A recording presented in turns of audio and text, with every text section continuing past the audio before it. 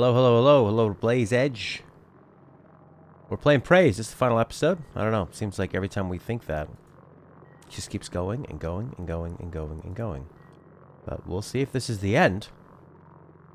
I feel like it is. I feel like it is. What makes me feel like that? I don't know. Episode 10. That could be something. So, our mission right now is sort of branched off. Whereas before there was this January robot and then there was a December robot. And December robot wants you just to escape. But both robots are programmed with your voice. And since you don't have a memory, that's a really interesting... Hey, Jeremy B. Hey, hey, hey. Jeremy B. Jeremy B. Don't be imprisoned. I want you to be free. Crazy Cause, how are you? So, December wants us to escape, which is interesting, because they're both programmed from her. Our character. Which is nice. Nice, it's a nice element. I don't think they explored that deep enough. Because when you choose not to escape, because this is the escape pod, we can leave, and then you just die. If you initialize the launch and you leave, we did that alternate ending on the last episode. All that really happens is they just say, if you like wake up and you hear your brother saying, she wasn't the one or something like that, like so like maybe it was all a simulation or something like that, you know? What's that? What's that? Oh, that's that nightmare. He's shooting up at me. He sees me. There you go. We did it. Got past the nightmare. Wonderful.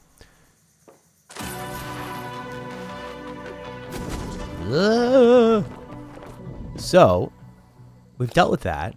Now, we could go incapacitate Dahl's tech officer. That'll give us some stuff. Then we can get Alex's arming key. So, we have to do that.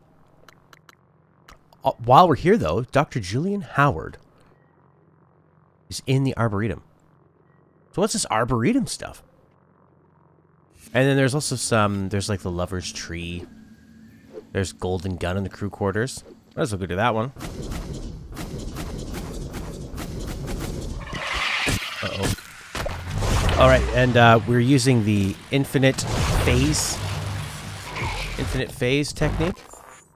The phase shift, where if you have 9 psi left, you can just unlimited phase shift. It won't, doesn't cost you anything. Pretty crazy that it lets you do that. What shall we listen to? Some more Prey ambient music during the loading screen for you. I don't like to have quiet loading screens. I think that's it's a bit dumb. Wouldn't you say? We'd also listen to Final Fantasy music. Wouldn't you say? If you have any requests, maybe some Devil May Cry music. Jeremy's recently been playing some Devil May Cry. Maybe we should add number 1 onto our 100 games you gotta play before you die. It's a tough list. I'd like to have eventually played all of those, so don't be putting games on there that are too hard for me to beat. Bloodborne. Devil May Cry. Actually, that's not too hard of a game to beat on in regular, isn't it? Regular mode. Probably not too hard. Yeah. Some of the problems I had with this game, its ending is that they give you there's a lot of backtracking, which I don't think mixes well with the race towards the end. You're supposed to be getting amped up to... Why must Twitch buffer? I guess I could lower the rate. Yeah. Because I'm sending out about like around 6,000 or 5,500 bit rate. Remember, it's too much. Let's watch it on YouTube, pal. And then soon we'll get the Twitch ability to, once we're affiliated, we'll be able to send that thing down, which will be really, really nice. Especially, I mean, a lot of what's interesting about this system, this space station, is that hang on, where's this golden gun deal?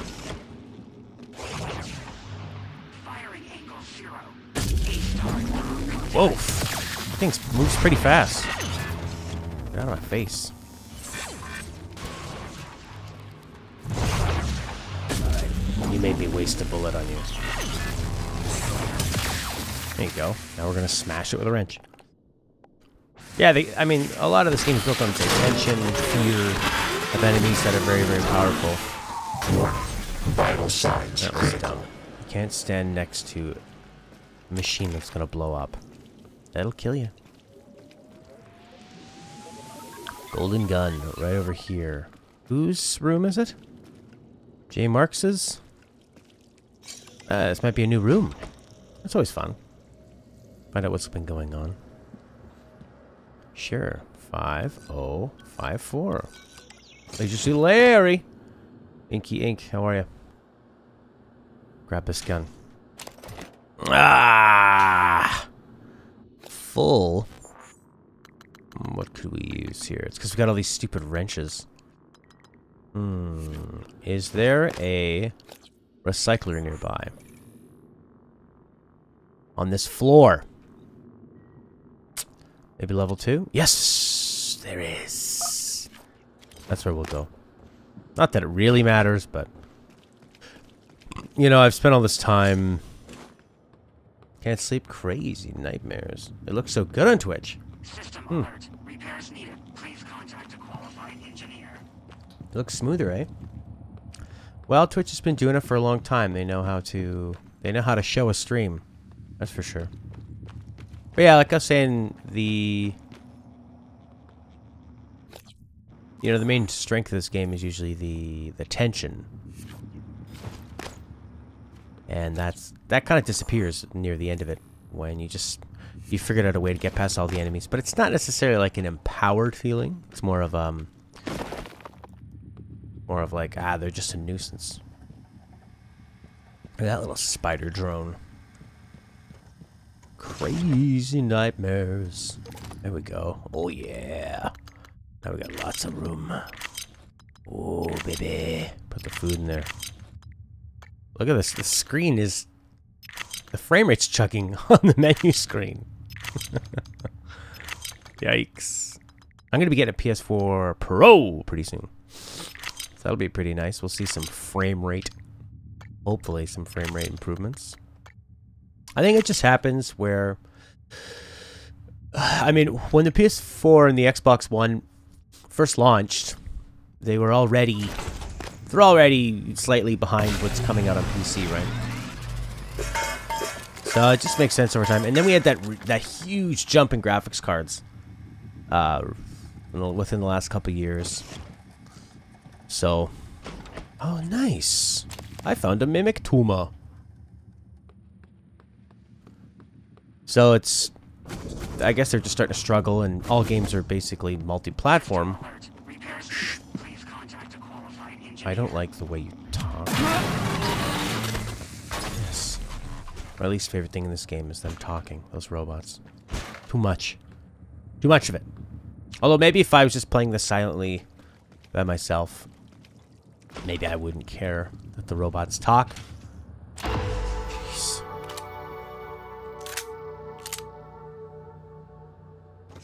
The golden gun.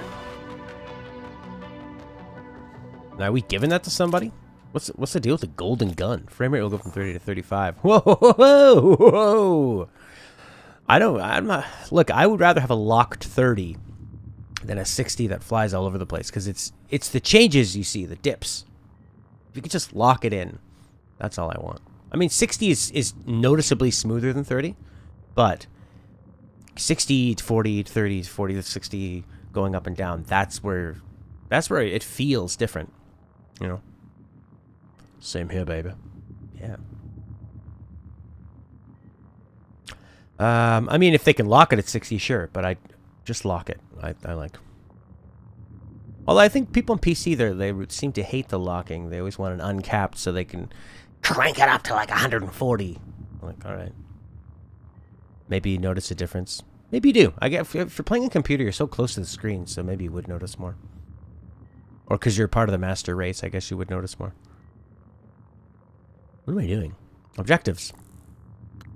What happened to this golden gun deal? That was it? Just get the golden gun? Show completed. Golden gun. What was the story behind that? Captain Jada Mark sent someone to record to fetch a special gun. She never received it, but I managed to find it. Okay. So I guess she's dead. The golden gun. Firepower 16. Oh my god, it's got one more. Unmodified 8? I don't know.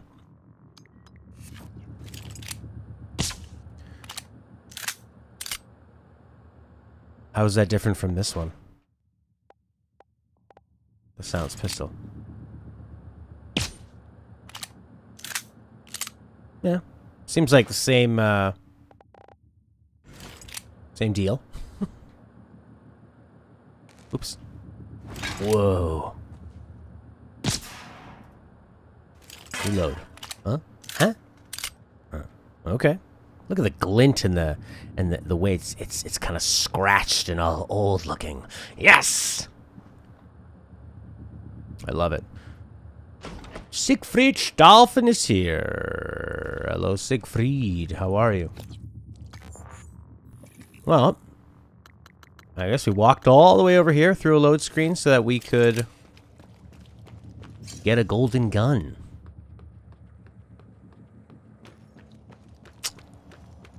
Yep, it's nice looking. That's just fine and dandy. Pea shooter. Yeah, it doesn't sound too impressive, does it? But it's a silenced pistol. There's some ambient music I'm adding in for you because the game doesn't see fit.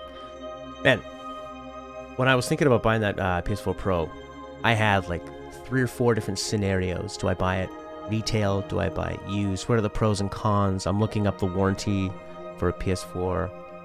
Should I bring it to EB Games for their guaranteed $200 trade-in? Should I try to sell it? I put it up for sale. Should I sell it with some games? Some people are selling... I put it up for $300. People are trying to give me like $220.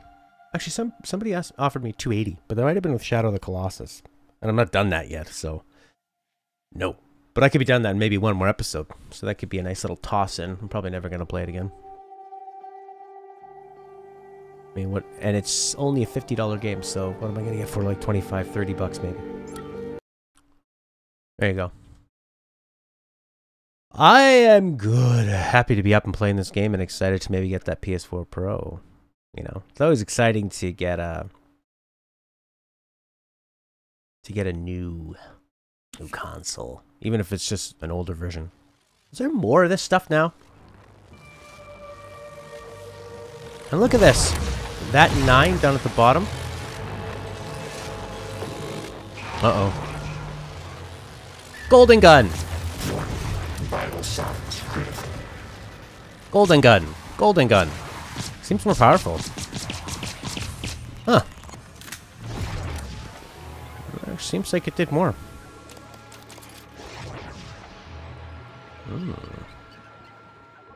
This used to be such a scary part. Now it's all just so simple. There's a few more things we can clear up in the Arboretum. Yeah, do you guys ever get like that where you're just... I could really obsess over it. Should I buy new? The thing with Sony, though, is I was looking at their warranty. There's a lot of pieces of garbage in here. Good evening, Talos. A word from our security chief, Ms. Alizar. Authorized uses only. If you're not wearing a blue uniform, you're probably not authorized. Shut up. Now, that's true. You lose any commission. Commission. Any on commission. What do you mean, Dark Horse? What did I miss? An Xbox. I actually was thinking that because I could just keep the PS4, put the extra money into an Xbox One X rather than, you know, try to sell mine to upgrade for just a slightly better PS4 experience. When it's been fine. And with the Xbox, you know, there was a parent that was asking me for advice on a game console. First I said Nintendo Switch, and they're like, we're not sure if we want them to have it portable. I said, well, PS3 or Xbox 360 has a lot of good kids games. And then it came down to they went with the PS4, but I'm thinking, man, you know, for a kid, if you have good internet and you get the Games Pass, Maybe I can help you. I mean, the Games Pass is so useful. You pay, what, like $10 a month. You get a huge backlog of games. And you also get all the new exclusives that come out. So as a parent, you wouldn't have to buy your kids new games anymore. You just say, like, download whatever you want. It's all there. Huge backlog. They had new games every single month. You wouldn't have to be going out, like, every single month and buying your kid a $90 game plus, you know, and then the kid goes through it and then they're done. It's like, all right, let's see you get through all this stuff first. So, yeah, for a parent, that Xbox Games Pass is pretty amazing. And also, with an Xbox One X and I think even a Hello. S, Are you here for an appointment? Diagnosis. you're able to, they're backwards compatible 360 games and original Xbox games. Questionnaire, so I can serve you better next time. And then you also... Ugh, these things are so annoying. Oh, look, they just blop into my Phantom. What a bunch of idiots. This gun seems pretty cool. Seems to be pretty powerful. Hello. Good to see you again, Dr. Yu. Who's talking? Is this guy talking? Or is that the medical... That's the medical droid, I think. Is it cash in hand to sell it?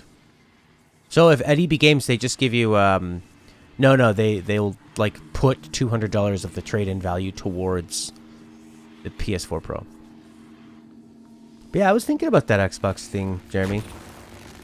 You know, it's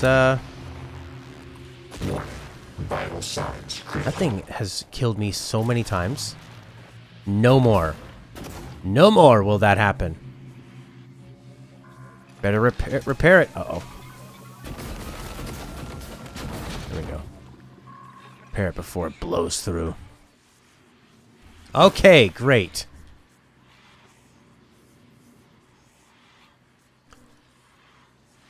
.360 has a great range of kids games. Yeah, lots of, and then you could get all these games for super cheap. But with the Games Pass, you basically have all those kind of cheap games. All those games that we've been grabbing, you know, when you're looking on Steam and you go, all right, here's a former full-priced game for $5 and it's on sale.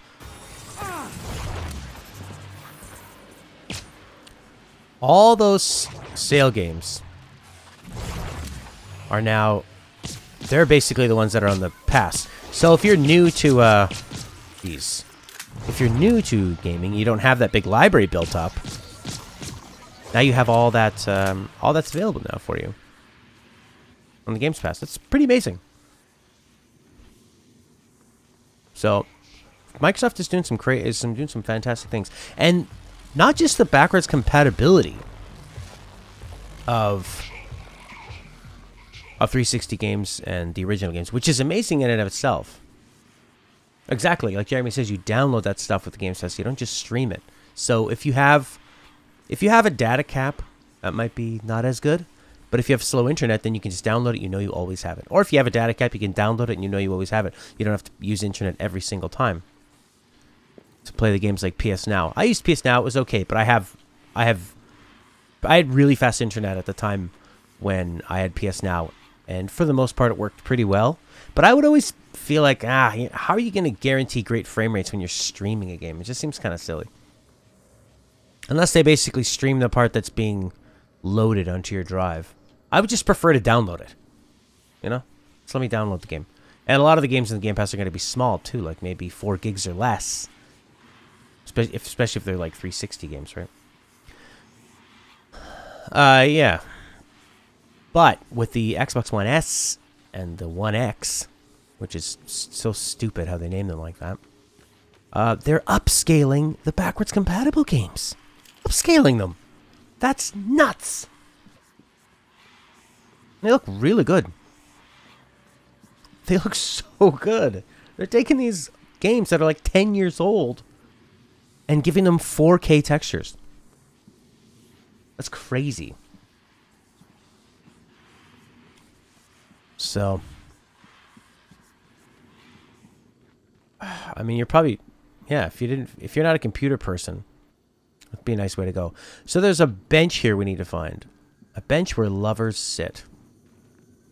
And then there's something in a rock. Hey, bench.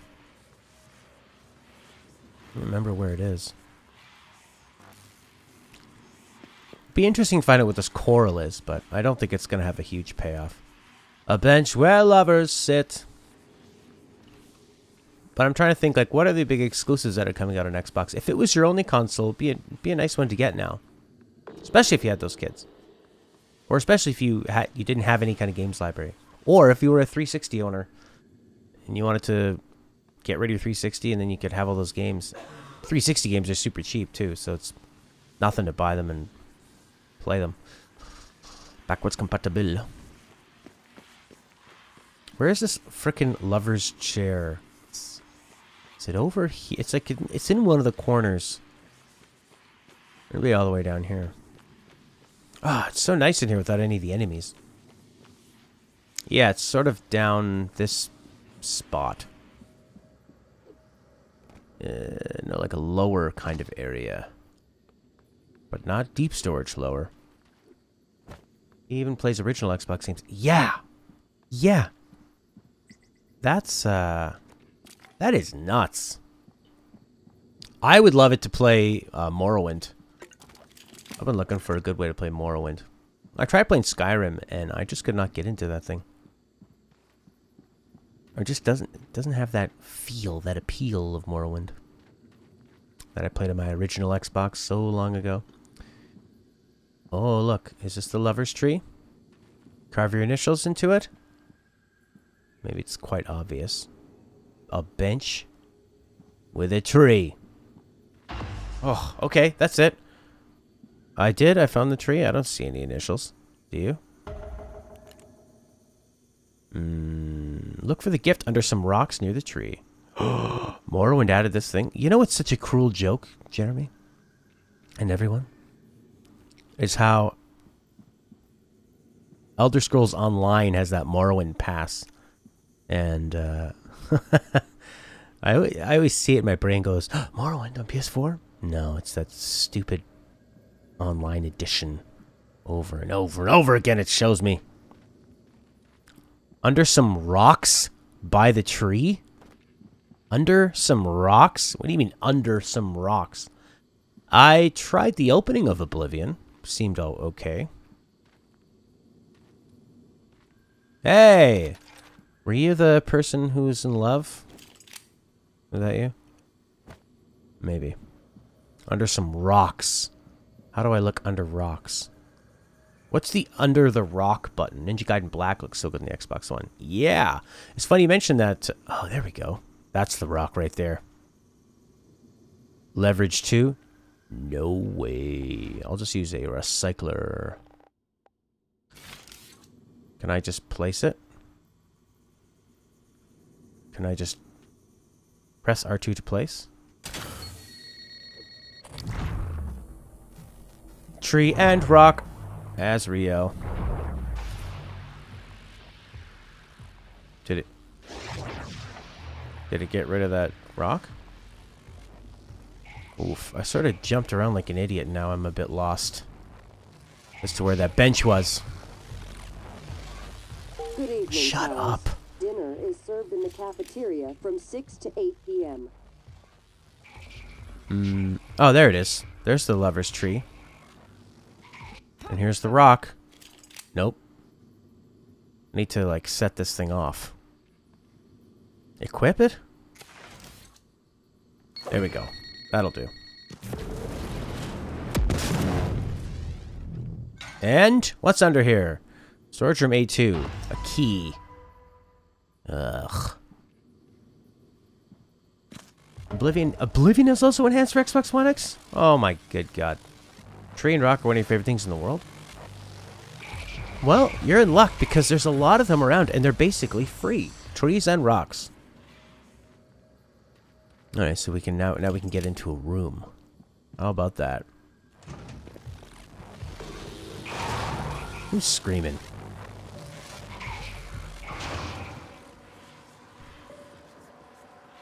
Over here, maybe? I think it was, maybe this room here can now be opened. Storage room. Okay, we can get in the storage room. Wow. Oh, look at you. It's Lawrence, her lover. Lawrence. Lawrence, don't. Lawrence, don't do that.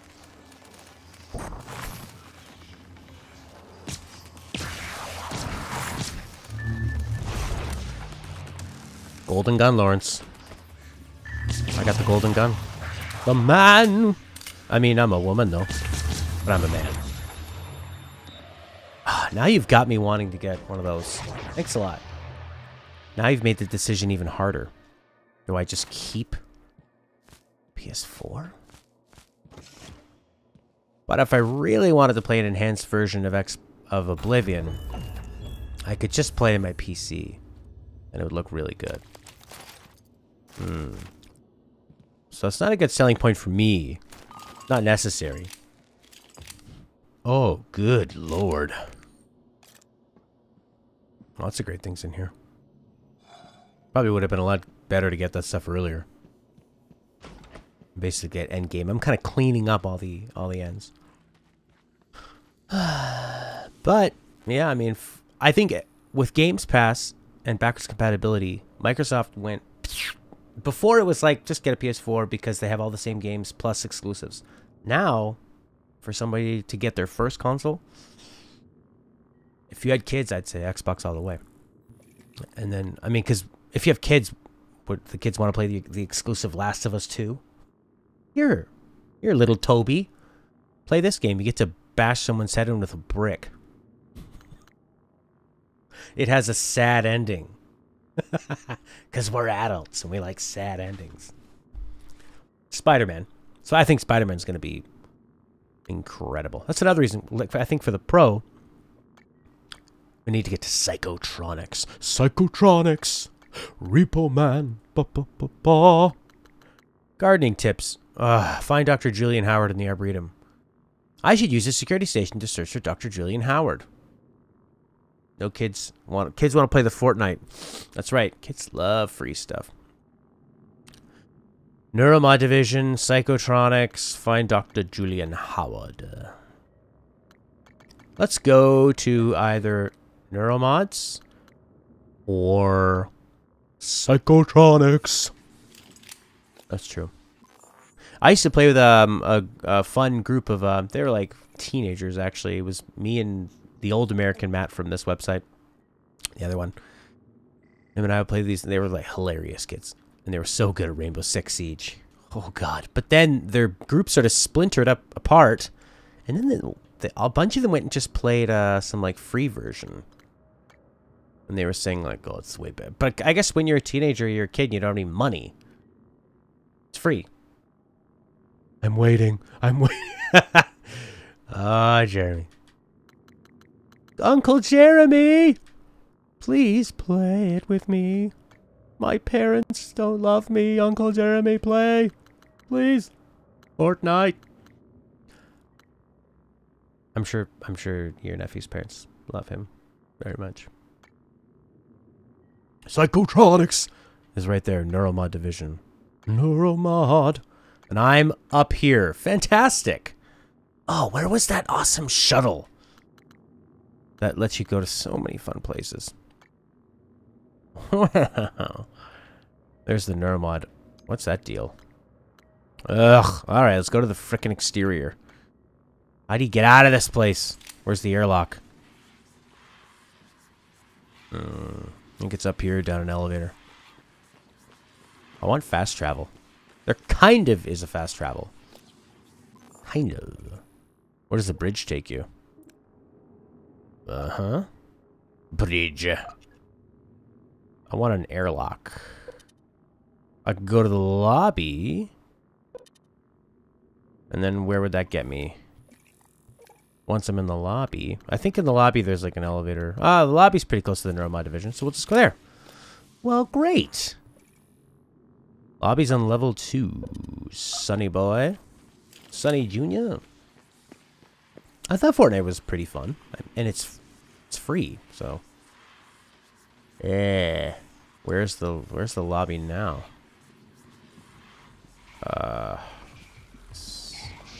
Oh, there we go. We'll just follow this multiple objectives thing. Wherever that is. The looking glass scene selector. I wanna turn this thing on. Under construction.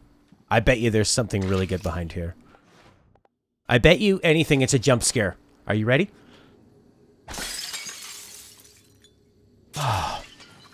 Oh, there you go. There's your jump scare. A freaking box falls. What the hell? There's another box up there just floating. That was a jump scare. It was a fake jump scare. Hey, look, a pistol. And Tommy Tucker. Tommy Tucker. Love to watch The Looking Glass. Can't forget spamming of party invites. You've got a notification. You've got a notification. You've got a notification. A notification. A notification from your nephew. Oh, storage ARR1. I think I have Hacking 4 now. Hacking 4 was a really good one to get. It was one I was not going to. Uh-oh. Like I'm playing a Sega Genesis game. The music's very similar. Ow! It's a pretty fun minigame. More than tolerable. I actually enjoy it. I don't like when I'm fighting a robot army and you're trying to hack them all so that they're on your side. That kind of gets on my nerves. But, this is strange. But, you know, just one here and there. Oh, yeah! Oh, baby. That's a lot of guns. I remember way back, not enough space. What if I eat one of the other shotguns? Eat it! Eat it! Put it on some bread and eat it! Have some wine.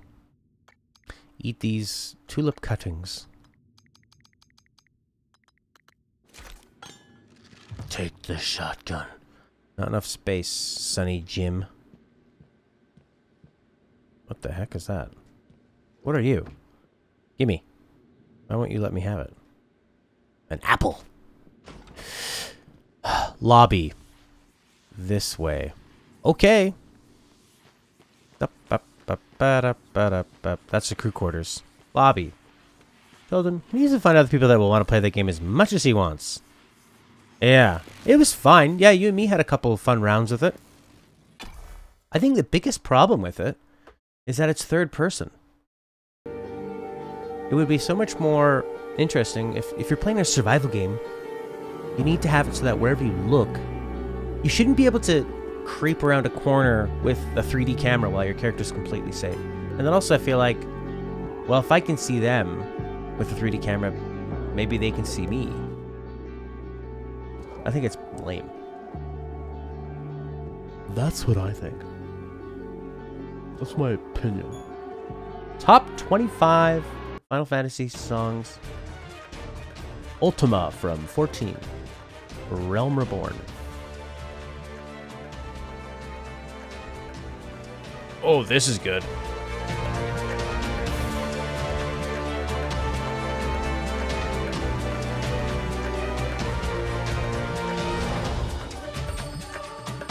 Whoa.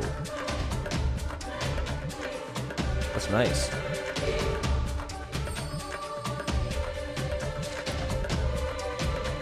Oh, God. Oh, a lot of coffee grounds in that one.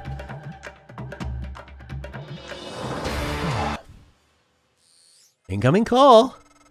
Morgan, Igwe. I've isolated the Neuromod inception dates. I'm running the secondary checks now. Please, hurry. Dal is our only way off Talos.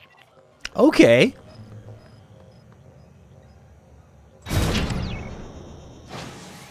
This is your fast travel.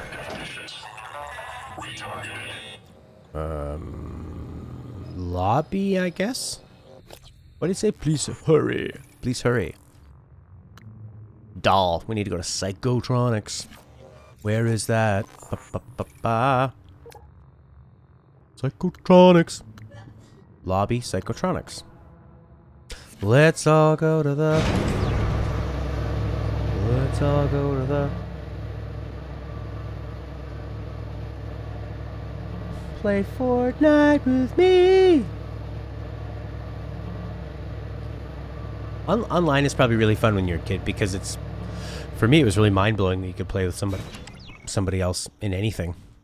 Do you know that on the NES, 8-bit NES, or maybe it was the SNES, there was a 2-player, split-screen, deathmatch called Faceball, where you'd play like Pac-Man balls that would run around kind of like a Wolfenstein maze, and it'd shoot giant balls at each other. Faceball! Look at you. You are a weaver. Whoa, whoa, whoa. Look at that. Oh, they're terrifying. Vital signs critical. Attention. Station leadership has issued an alert. Await further instructions.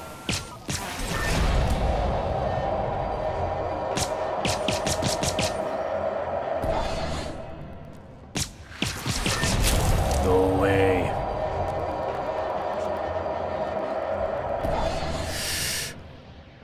Well, that was very intense.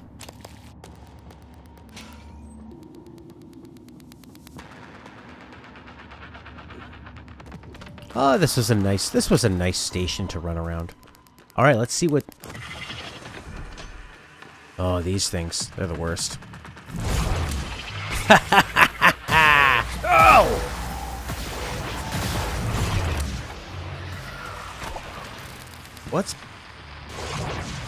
What is that? Who's shooting that? What is that thing? Oh.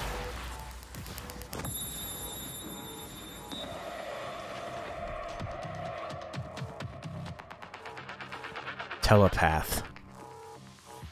Alright, let's just go deal with this guy. Let's see what this is. Let's see what he's all about. Close the door.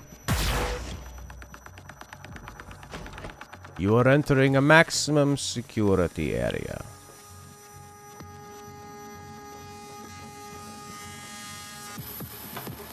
Oh, it's got that combat music stuck on because of the telepath.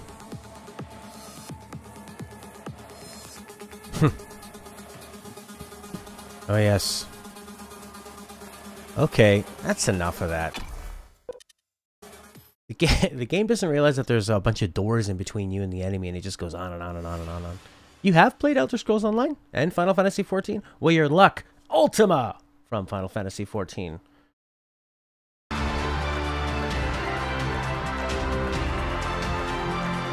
man, I would just be clicking. Click, click, click, click, click. That's good.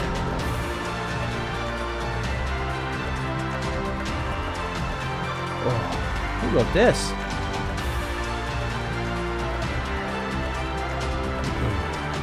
I'm gonna write that in Ultima Composer FF14. That's gonna be a really hard thing to search for. You know, somebody pointed out, very clever, that in Final Fantasy VII there is a clock with Roman numerals, and Square actually gets the Roman numeral for 4 wrong. And he was saying Final Fantasy probably has a pretty good idea of how Roman numerals work. And instead of putting in an IV for 4, they just put 4 I's. You played 14 for... Oh, you want to scare me? You think I'm scared of you? Played it free for a month. Had no idea what you're doing. I guess it kind of makes sense. Play with your friends.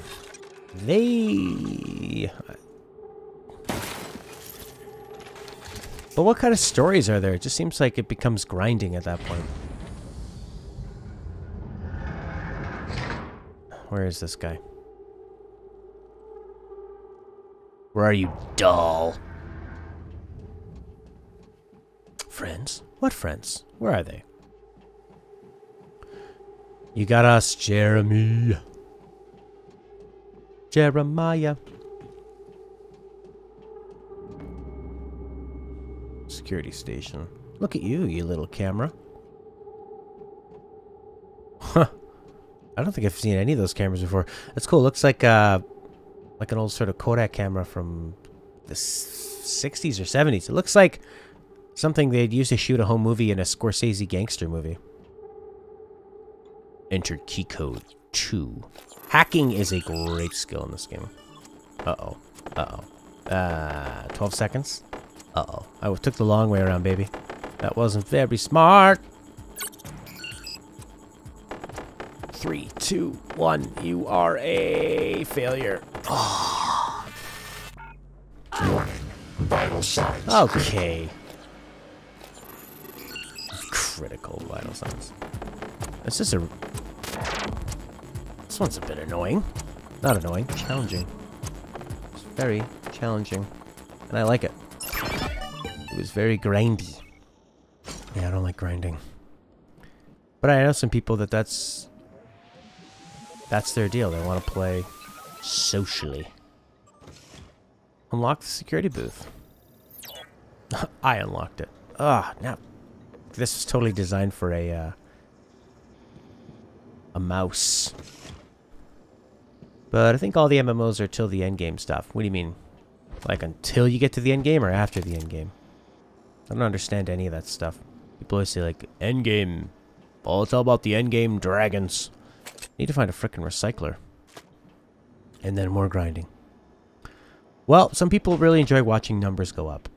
And having fun with your friends. And I mean, when I was watching that Leroy Jenkins video, it seemed like they really had to... Oh, am I Typhon now? Oh, doesn't that look cool? That looks good. It's beautiful. Very cyberpunky. What's this all about? Clean room preparation. Am I in the right place? Where am I? You are in the... I'm near the morgue. I said he was in here. I guess you just keep going through. Director's office. Live exams. Hello. Hi. Oh, wait. Neuroimaging shows your psychoactive potential is at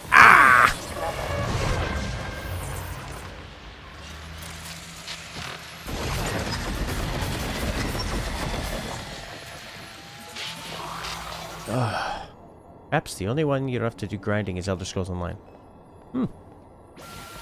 You know, and because Elder Scrolls has always been about the little things in between, maybe it would make sense for that one to be an MMO.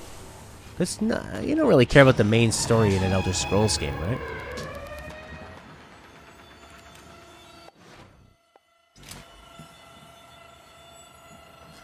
Stephen Mueller. Mueller? Ugh, look at these jerks. There's a poltergeist. Oh, they're fighting it. They're killing the poltergeist. Good, yes, keep doing that.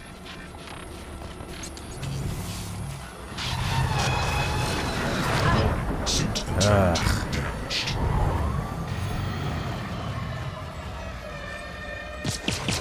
Where is it?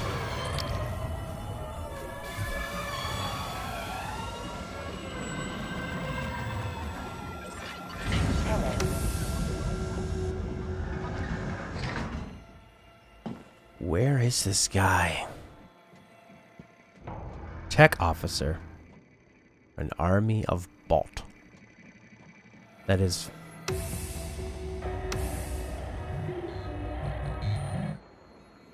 Hello, Isabella. How are you? Do the bang. Hey. Get on there. Got some intense music. Aaron Ingram. This is the, we freed him. Oh. Rosner! No, we didn't free him. We used him to harvest alien goods. Ah, I remember when we shot a dart through there? That was pretty cool. I stand on a box. That was really fun. I'm doing great. I got a lot of sleep. I'm in a great mood. Having some food and it's gonna stop by. Super Gamecast 64 in your eye. Super Gamecast, SGC 64 is his comedy podcast. And if you've ever seen Game Think Talk, he's the other guy with me. And they had to resubmit to iTunes, so they are appreciating any 5-star reviews you can dish out. Helps them with ranking and all that stuff. In case you feel like it. And then you're playing Yakuza! And then Matt will come on to GTT and we'll talk about Yakuza! Come on, etheric phantom. What are you gonna do? You dummy. You're so dumb.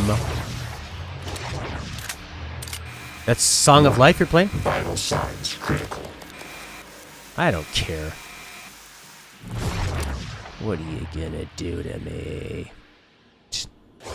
Tech officer. Isn't there? I think there's a recycling place around here. There must be. Oh, look at that. Exotic material. I didn't grab any of this stuff before. Yakuza 6. Yakuza! Oh my god, there's 20. That's a lot of material that I didn't grab when I was in here. What the hell's wrong with me?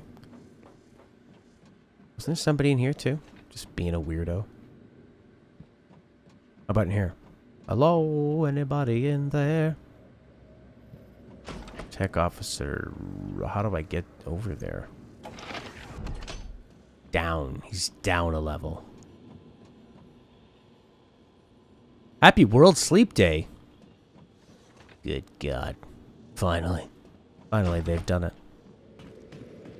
Hope everybody had I had a great sleep on World Sleep Day. Feels so good. What the hell's this? I think I need to go in here.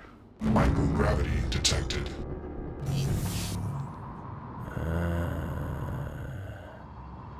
Haven't slept yet. Sounds like you. Where is the tech officer? Where are you? Oh, maybe over here? Null gravity detected. Let me out! Oh, they won't let you out. Microgravity detected. Oh, what's the deal? Where is this guy? Not in here, that's for sure. Oh, over there? The ending arc. Yeah. Gravity detected. It's, poorly paced. Where is the tech officer? What's the frickin' deal? Map. Omi. He's on level 1, of course. Looking Glass Station. Talisman Lobby. Couple arrows pointing up. I'm here. Frere Jacques. Where is he? In the morgue? Maybe it'll tell me. Hunt down and disable Dulles tech officers hiding somewhere within Psychotronics. Where is he? Tech officer. That way. Really? That's me.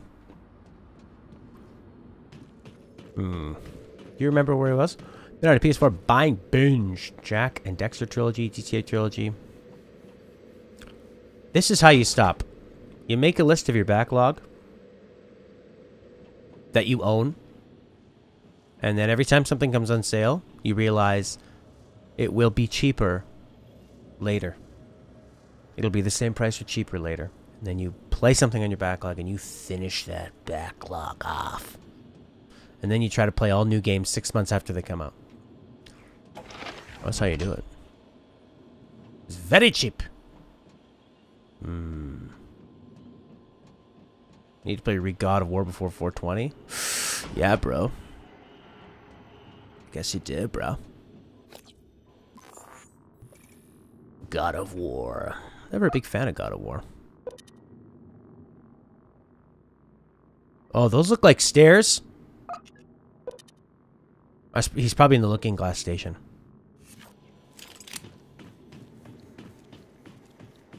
New God of War's 420. Yeah, man. So he's in the atrium area. Is he?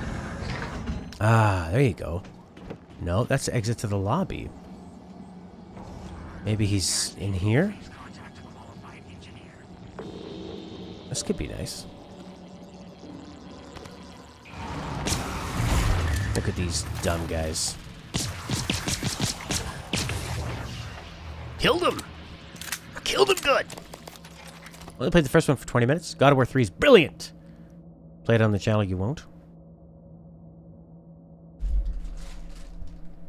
Check it out. One time I was at a garage sale, and I bought God of War. The disc. I have it. I bought it for $2. So, I could play it. I could play the first one for 21 minutes and be like, Jeremy, you don't understand the game until you played it for 21 minutes. We could hack him, then he'll work for me. Sometimes I just want to hack them so they stop talking. So they stop saying, System alert. You know, it's like, I get it, ambient dialogue. But do I want to hear it 50 times? No, I don't. Turn off ambient dialogue. They should have a computer that lets you access all the public PA system announcements and just turn them off. Bag included, baby. Dual review. Sure. God of War 3 for how long is it? That's the hard thing about reviewing games is they're so long. Ah, it's so good. Eating all that stuff. I don't... Oh, remember when this thing used to blow me up? That was horrible. Utilities. Allow access? Oh, what? A mimic? Ugh, looks like a scorpion.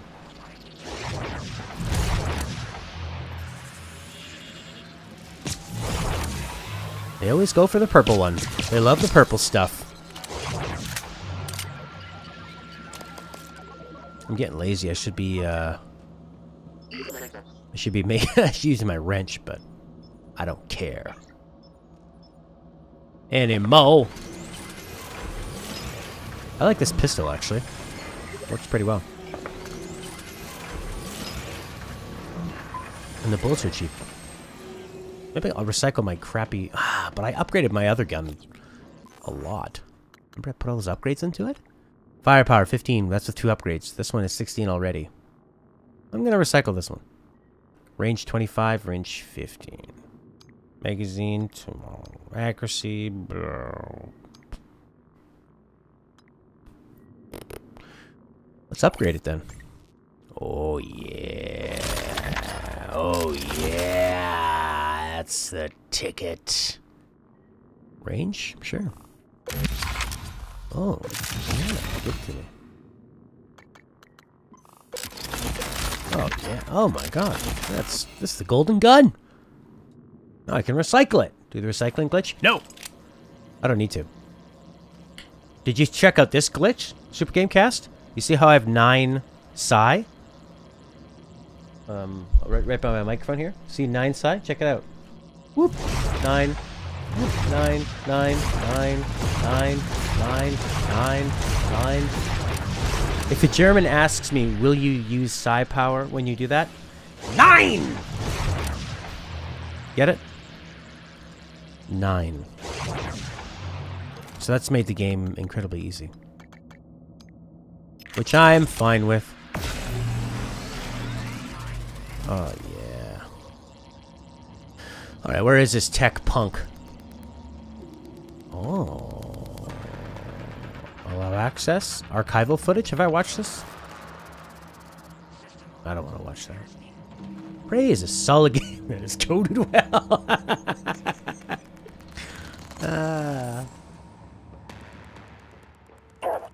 Status report. All major servers and terminals are locked down. Rift-and intercept protocols are in operation. Searching access patterns within the last 3 hours. Progress estimate, 63%. Affirmative. Resuming.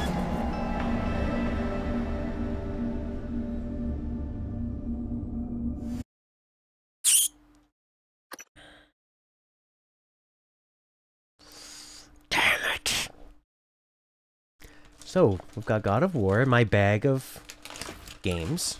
What else is in this bag of games? Look at that. I also got Ratchet and Clank Collection for PS3. Ooh. That was also $2. And then I've got Siphon Filter Dark Mirror for the PS2. And NHL 2001. God's got those in a bag. God of War. God of... No! No! No!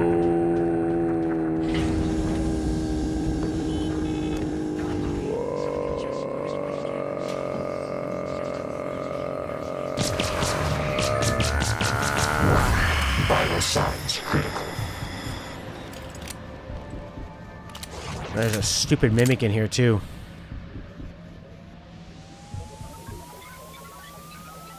Mabeard number 7. Thanks for the kind shutout. By the way, if you are a Destiny fan, check out Mabeard's Destiny website. What's it called? Destiny?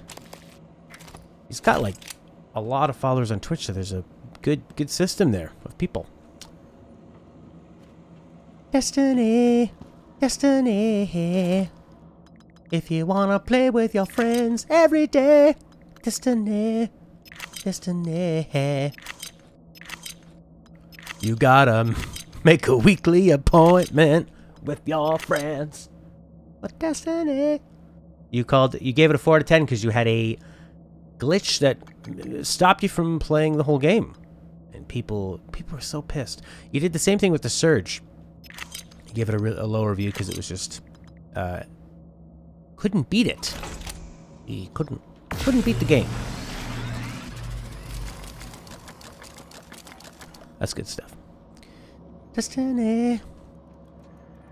Hans Kellstrup. Hans. I love it when phantoms carry all this goo inside them. We must. Let's get some more pistol bullets. Deja vu. I'm gonna have to start save scumming. Hey, how's it going, eh? If you lick me, I taste like maple syrup. I almost put maple syrup in my girlfriend's coffee this morning, eh? That's how Canadian I am. Seriously. It's true. Huh. Just make it a little sweeter. I found the greatest handyman. He's so funny on YouTube. It's not like telling jokes. He's just very genuine. I'll say. He shows you all these wrenches you could buy to do plumbing. He's like, you could buy this one. It's pretty expensive, though. I don't think a lot of people are going to use it. So, really, you're going to want to try this one. It's a lot cheaper. It'll get the job done. Next. Take it to the next level. Man, remember 1990s advertising? Everything had like an X on it and was extreme and twisted and like modified. It's fantastic. All major servers and terminals are locked down. Locked down. Rift-and intercept protocols are in operation. Searching access patterns within the last 3 hours. Progress estimate, 63%. I'm going to hack you. And you are going to be mine.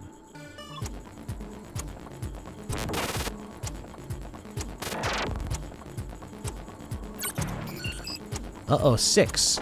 5. Can he get through? 4, 3, 2, 1. Triangle! 1.89. Affirmative.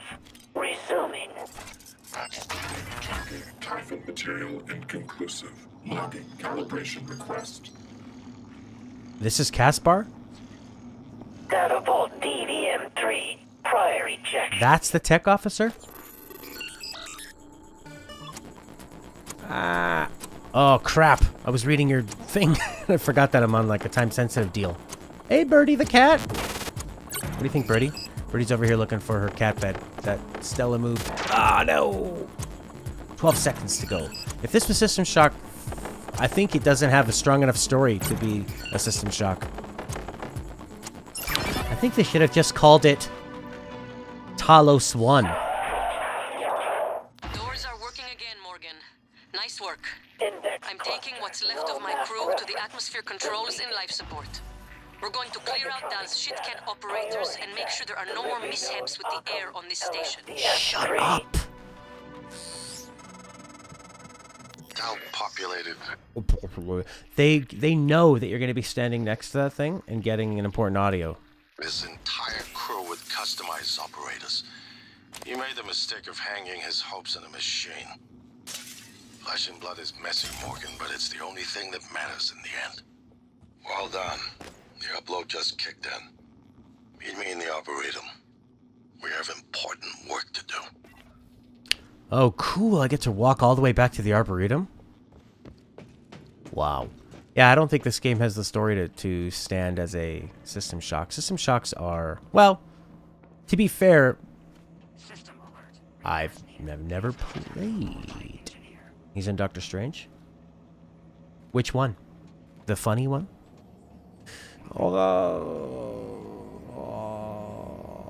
Multiple objectives. Sure. Well, at least they make it quite easy to get out, I think. Huh? Seems like... it's not gonna work. Ooh, this is sort of like a secret way through. What the heck? Where am I? What is this all about? This isn't a secret way out at all. Yeah, I haven't played System Shock 2. Or 1. I'd like to, but... it seems like... People highly regard it, you know? So I think it needs more. Bye, Super Gamecast 64. Let's recycle charge this thing. Good night. Oh man, those things are fantastic. I bet there's some really fun stuff you could mess around with, you know? Chucking those things around. Ooh, canisters. Supply crate. Null wave shielding. What's that all about? Null wave. Null wave shielding. Not there. Null wave shielding. Shield effects of the null wave transmitter. When the psi meter is empty, powers will consume health instead. Nope.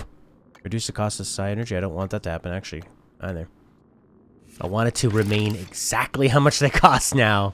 So they always cost 9. Big credit to Mabeard7 for helping me get to 9 psi. With the trick of using the decoy. Or the mimic. Using the mimic. Dr. Yu. Yes. Don't touch me. Oh my god, how far back? This is the correct way to go? All the way back through here? Oh,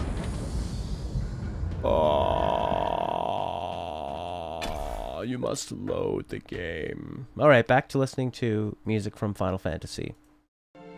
This is Aria, Maiden of Water, from Final Fantasy III. Let's have a listen. That's nice. That's real nice. Obviously, a symphonic arrangement. The Distant Worlds arrangement. That's really nice. That's cool.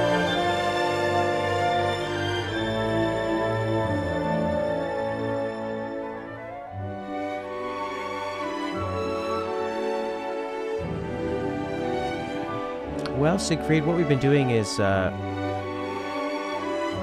come up with a list with the patrons, and then we sort of pick one from there.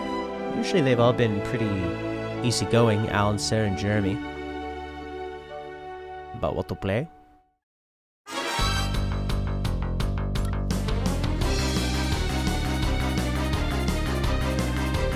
And we go from there. It's sort of like a dual agreement of it. After Prey. So that would be one I gotta figure out with Sarah. I don't know. I know Sarah likes Bloodborne. Maybe we could do Bloodborne with her. Even though Jeremy's a hardcore Bloodborne fan. One of his favorite games of all time. Maybe his favorite ever.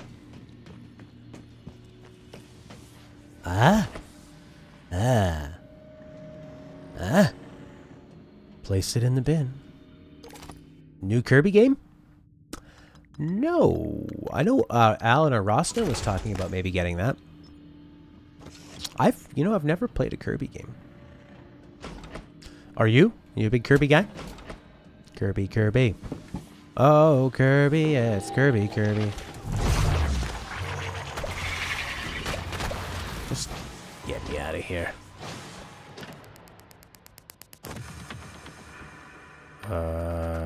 Where to? Meet Igwe. Oh, I must meet Igwe. I'm already here. I'm already at the party. I love that line. I'm already at the party. Yeah. There's something after us, I get it. I feel I should, just to justify having... You know what? This might be blasphemous to say. I was thinking of selling the Switch. I do not play it that much. I had a great time with Super Mario Odyssey. And I already played Breath of the Wild on the Wii U, and I had a great time with it. But I don't commute a lot.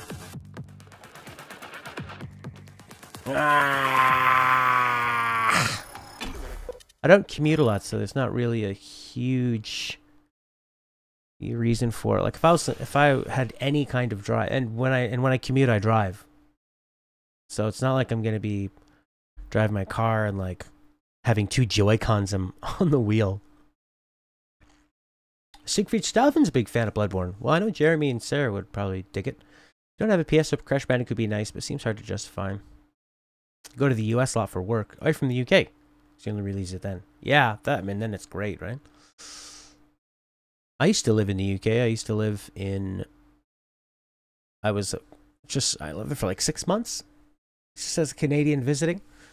Went there on my own, and I worked in London for this place called Darwin's Deli, where we rode electric bicycles that pulled giant carts of food, and we went to 10 businesses a day and sold them sandwiches. It was great. You worked half the day, and you worked with a bunch of other immigrants, and so you had instant friends. I loved living in England. It's great. So easy to travel when you're there too. There's usually 2 Zelda games per gen. The NES had Zelda 1 and 2. Super Nintendo only had 1. The N64 had 2. The Wii had 2, right? Twilight and Skyward. Oh, and I forgot about the GameCube. Had Wind Waker and Twilight. And then you had the Wii U had Breath of the Wild, and then a few others. Had remasters. But the Wii U was a pretty short generation. I think that there's definitely room for another... Leave me alone. I think there's room for another Zelda game. Absolutely, this generation. Especially since Breath of the Wild was supposed to be on the skill recorder. On the Wii U anyway. I need to get upstairs. There's the stairs. There's the stairs. Yeah. I know, I get it. There's an enemy there. But do I care? I don't. Oh, it's this thing. Uh-oh! DLC exists within Zelda for the first time, really. That changed. That's true. Like, they could milk that for a bit. How great would it be? You know what I would want for Breath of the Wild? Just say, here's another island. It's got 20 shrines. It's got another one of those stupid dungeons. And it's got another village, and it's got a bunch of secrets. Like, just do that. Just add DLC onto that main island. That would be fantastic. It probably wouldn't be that hard to implement either. Just build an island. I'll give you $40. Morgan, we're in life support now. It's all clear. Air's normal across the board. Stop it. I lost some good people fighting the black boxes. And Dal wasn't here.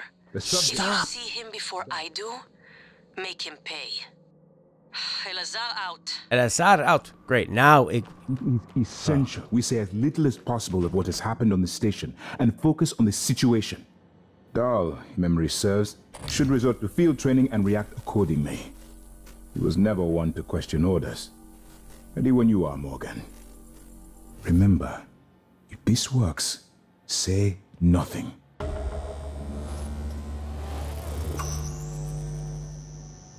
We're going to remove neuromods from him.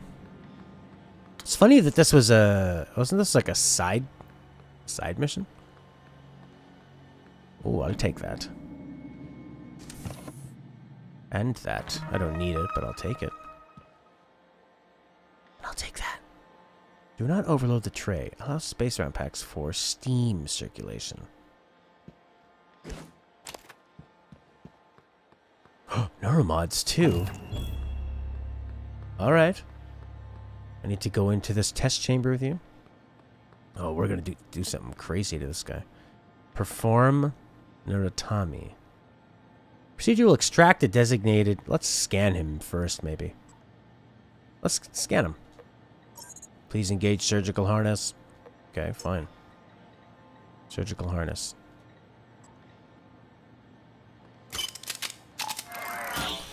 Whoa! Whoa!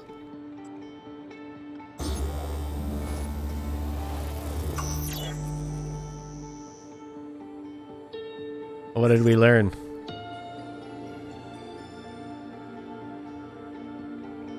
All right.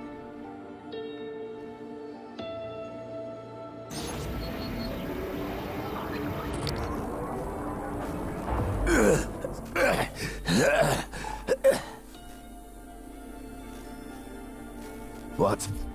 Who are you? Morgan? Your father's been asking about you. And Alex. I was supposed to report to him about her retrieval after modding up. Where am I? Why am I restrained? Commander. Dal, I am Dr. Igwe, Chief Physician here. I've seen your face in the company directory. Alex's pet. The discredited parapsychologist. Ah. Commander Dal, you've suffered a severe head injury as a result of a crisis here on the station. We need to evacuate at once, but we couldn't leave without you. Are you able to pilot a shuttle? What? Yes, of course I can pilot. Wait, what emergency? Is this Argus installation? Where's Casper? I'm afraid there's no time to explain. We need to get to the shuttle bay and prepare for departure. TranStar mandate. Dr. Yu can confirm. Of course. Morgan, you look like shit. All right, let's get Daddy's precious child off the station, or TranStar will blackbox me. Just need to check your vitals. Wouldn't want our pilot to faint. There's nothing wrong with me. What else? Should we play the debrief? Hello, volunteer. My name is Bianca Goodwin. I'm the volunteer and guest liaison aboard Talos 1. I wanted to be the first person to congratulate you when you woke. It's by design that I can predict what you're going to do fairly often. And yet, this turn of events with Dal, I'm impressed and surprised you've managed to find a way to get remaining crew off the station. I have no doubt they'll remember your sacrifice. My sacrifice? What am I, Creed? My sacrifice. I bet if we killed this guy, we'd get some good stuff. Keep playing the debriefing. Hello, Volunteer. My name is Bianca Goodwin. Pause. I'm the volunteer and guest liaison aboard Talos 1. I wanted to be the first person to congratulate you when you woke. On behalf of everyone at TranStar, well done and thank you. I'm sure you feel disoriented. This is because you've just experienced a... He doesn't need to hear that. What is this? You took things out of my head. Oh, ho, ho, ho, ho, ho. Han Solo and Carbonite.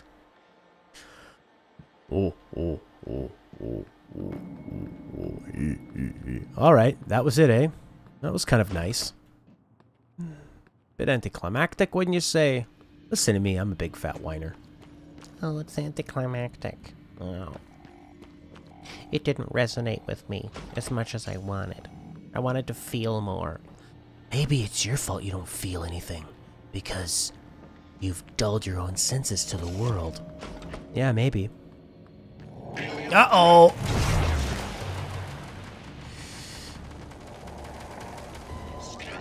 Run, run, run!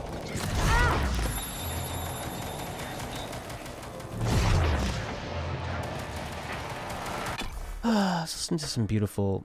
Now I want to listen to some Breath of the Wild music. Breath of the Wild field music. But then if I play it, they're just going to block this video. Sorry. We'll have to listen to some Final Fantasy music instead. Because it always works. They don't mind. Square Enix is fine.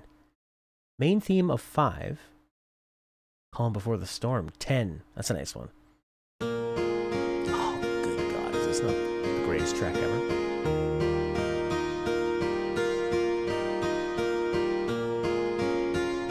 Oh, that's nice.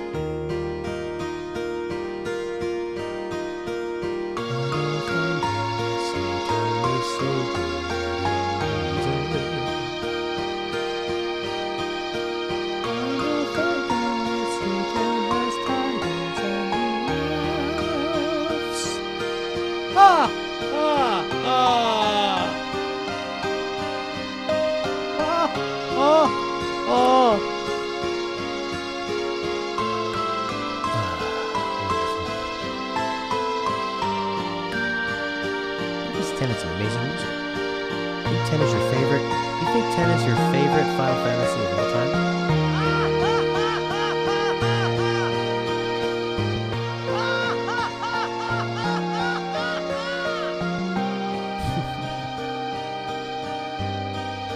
Oh my God. There's a video called Titus Laugh 1 million times. It's not, it's 1 million. It's a great track. I think Final Fantasy X, it's funny because the overall theme and the tone and the feeling of it, I like the ambiance of 7 more, but I think 10 is probably the best crafted Final Fantasy. It just works so well. It feels so good. It has everything you need out of a Final Fantasy and more. It's one of the few I'd want to replay because I want to see the same story, but knowing what's going to happen at the end, I think it'll feel different. It'll feel better. And it did have some amazing music. Making it linear was the smartest thing ever because you have the freedom to move around in the end. They open it up when you want to do that open grinding bit that people want to do. Alex is ready to meet in the Arbitorium. In the Arboretum. Nope. Escape Talos 1. No. Oh, we never killed the imposter cook. Nah, whatever. Alright. Let's go to the Arboretum. I think we're at the end. But we didn't kill the cook. I don't really care anymore. Yeah, I think it's Like, when you think of an RPG, you want to have a strategic combat system that works well. It definitely has the best turn-based combat system out of any RPG I've ever played. Not counting, like, ARPGs. But even still, you know the ARPGs? Like, say, Final Fantasy Tactics. Those are slower. I love that you incorporate all the different characters, so you don't have to choose. You know, 7, I felt like I was kind of locked into the characters that I put in my main party because they kept leveling up. Oh my god. Why couldn't you have just loaded me right to the Arboretum instead of making me sit in a stupid elevator? So it has the strategic combat. It's loud. It has a great story. It has a variety of places to visit. It has an interesting mini-game. It has a lot of post-game content with the different monsters you can go hunt down so you can keep leveling up. It has a fantastic leveling system that gives you a lot of freedom in how you level up your characters. It's, I like that there's not that much dialogue. It probably has the least amount of dialogue out of any of the modern Final Fantasies. Like, less dialogue. Once they started talking a lot, say like by 4, 5, 6, they were talking a lot. And 10, because was their first voice one, it was kind of sparse with the dialogue, which I liked. A lot of visual storytelling. Just a beautiful, beautiful experience as 10. I thought I wasn't going to like it. I thought it was going to be that people loved it because it was their first, because they were younger than me and they played it on the PS2, and I thought, it's not going to hold up. It's going to be cheesy. Also, I don't see why people think the voice acting is bad. I think they did the best they could with the limitations of having to always fit the English dialogue into the Japanese time. And they did a fantastic job with that. Oh yeah, organs! Ah! Vital signs critical. That's rude.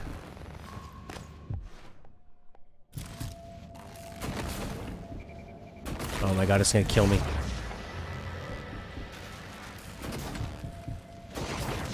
Can I... Are you just done electrocuting me, please? Just fix it. Just fix it.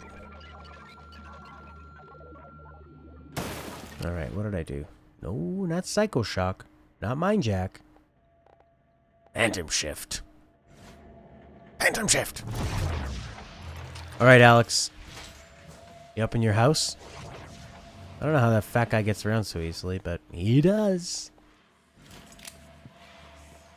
I mean, 7 I recently played, and still really, really held up for me. I loved it.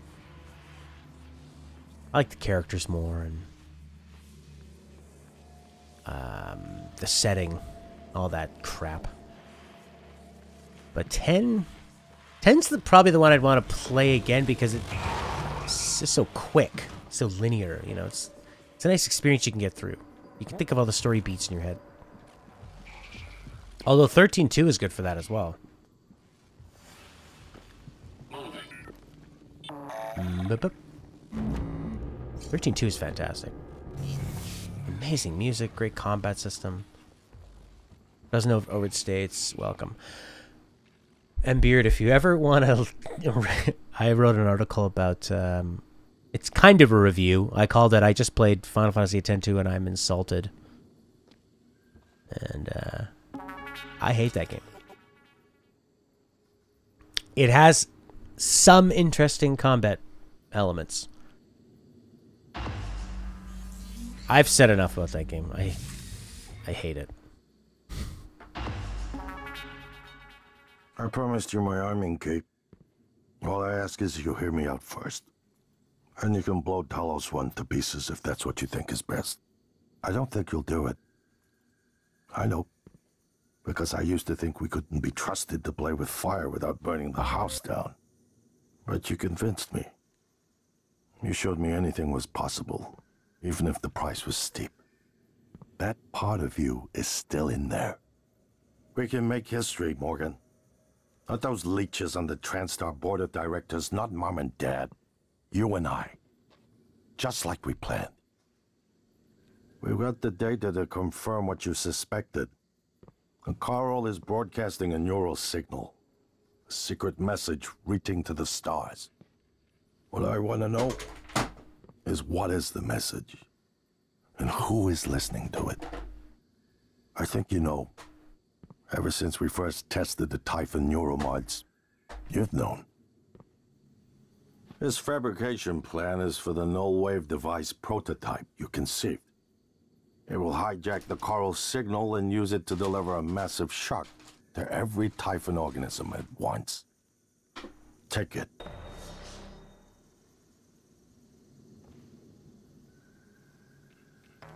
And the army key, like I What? Morgan!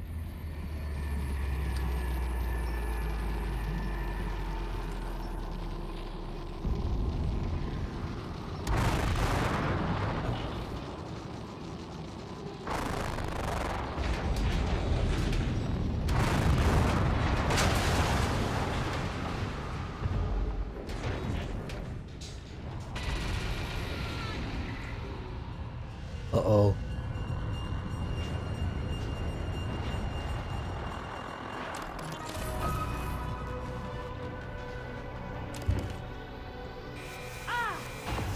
Warning.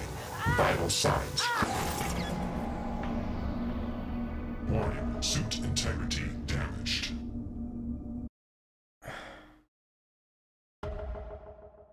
Whoa. Anyways, here's my that was great. Here's my FF10-2 review if anybody wants to check it out. Wow, that was pretty cool. So now we gotta save this guy. And I have Mount Gagazet theme queued up for you, Siegfried, next time we have a... Is it supposed to do that? Come on. Let's put him in here, maybe?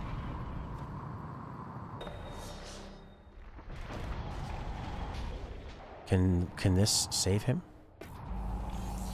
Access self-destruct consoles. Sure. We're in the wrong place, aren't we? This was probably a stupid place to go. Save Alex. I got to him. He's not dead. Lots of stuff in here. I don't think I've ever been in this spot. Alright, what's our objective here? Perdition. Access self-destruct consoles. Or fabricate the prototype null-wave device.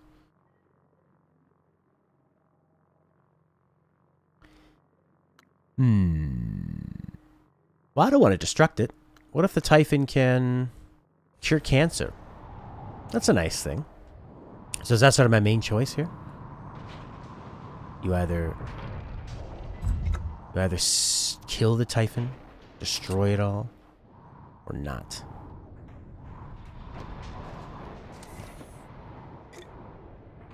They do seem to get out of hand, these Typhon.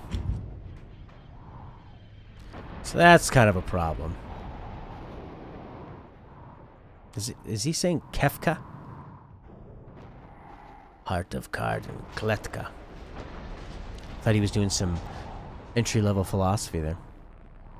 I've never read Kefka. I don't know if it's entry-level or not. Well, transcribe. I'll take it. Let's hear it. Okay. So my voice is obviously familiar. Probably sound more tired than usual. It's been never-ending. Setting up the rooms and protocols to test the new mods. The risk is substantial, but if we succeed, copying neural networks from the Typhon onto human minds is going to change everything. So, I'm putting myself in the sim. I've done everything I can to make sure I don't wind up lobotomized. One last safety measure. Let me introduce October. Say hello. Hello, Dr. Yu. October will help you remember what you're supposed to do if things go sideways. Once the testing starts, there's no going back. When they uninstall the mods and reset the test, it'll rewind me. I'll forget everything. Theoretically, they could keep me reliving the same day over and over, and I'd never know. If you're listening to this, That's probably what happened. It also means I don't know if I can trust my own brother. Alex won't like what I have to say next. I started plans for a prototype null wave strong enough to kill every Typhon on Talos 1. I hid a copy of the plan on top of the data tower by the scary chair. You know the one I'm talking about. Alex agreed to explore the idea, but I know my brother. First sign of trouble, he'd rather blow it all up and blame someone else. So, you're probably on your own. There's a lot at stake here. Too late to stick our heads in the sand. You know what to do. She just says, you know what to do. So our choices are... disrupt all the Typhon, or destroy it up. If the Typhon broke out. Or we can just... Are these both the same thing? I don't know. Are they mutually exclusive? It'd be nice to find... So now we need to find a fabricator, I guess. Fabricate the prototype. Fine. Who's got a fabricator? Where is it? Not here. Not here. Not here. Down here? Yes. Level 1. Down in the bottom corner. On the opposite end of deep storage. That's me. So, straight ahead and down.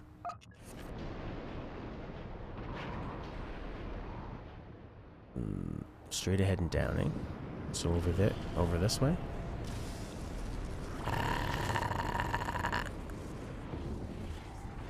Straight ahead and down. That makes sense. Down. Near the guts. Okay. Down the stairs to my left. Or up the stairs, I guess.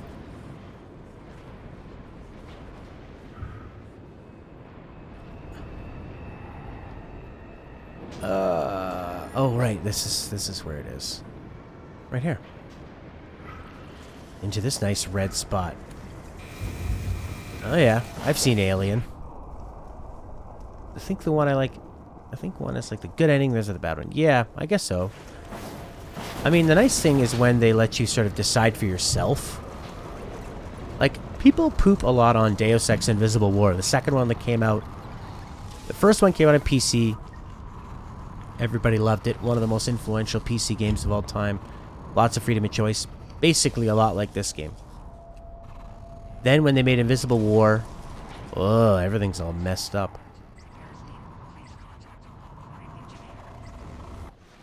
Then when they made Invisible War, it was also on the Xbox. It was just they just messed it up. But what it did really, really well was it would give you several options to complete every mission, and there was never a right or a wrong. It was just, what do you think? What do you want to do? That kind of thing. Warning, hull integrity failure. Here's a recycler. Oh, this isn't gonna work. This isn't the right way to go. Warning, vital signs. Yeah. Oh, I don't want to go to the guts. That's the worst place to go. Let's get out of here, then. Alright, back up through there. And then at the end of the game, there were like 6 choices you had to. And, again, none of them were... This is the right thing to do, this is the wrong way to do. One of the best examples is when one mission, a scientist and a corporation have made a really powerful weapon. And you have like 5 or 6 different factions that are all asking you to do something different. Some want you to destroy the weapon, some want you to kill the scientist, some want you to capture the scientist, some want you to sell the weapon. And it's all just... It's like, oh, what do you think? Whatever you think is right.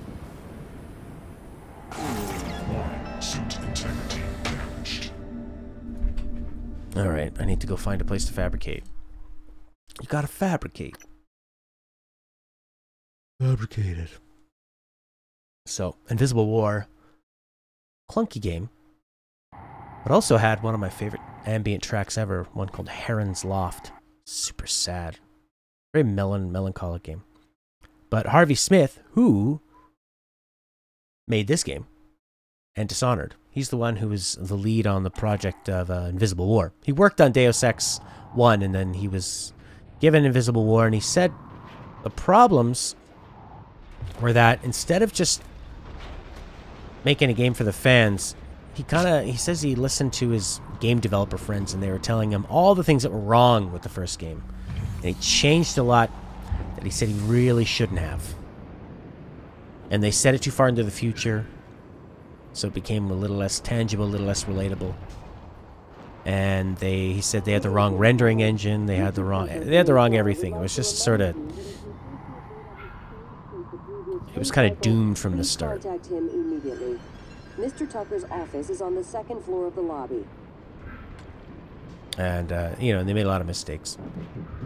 Also, trying to set it up to be on the Xbox and the PC at the same time caused problems. They simplified, because the first Deus Ex had like a perk system and a skill system, so you could have different skills, but you could also have different attributes. So like you could be a really good swimmer, was an example he said, but you could also have the ability to like breathe underwater. So for Deus Ex 2, they combined that, so you just have like one swimming thing. But he said he didn't realize that people enjoyed that power fantasy of being able to have both,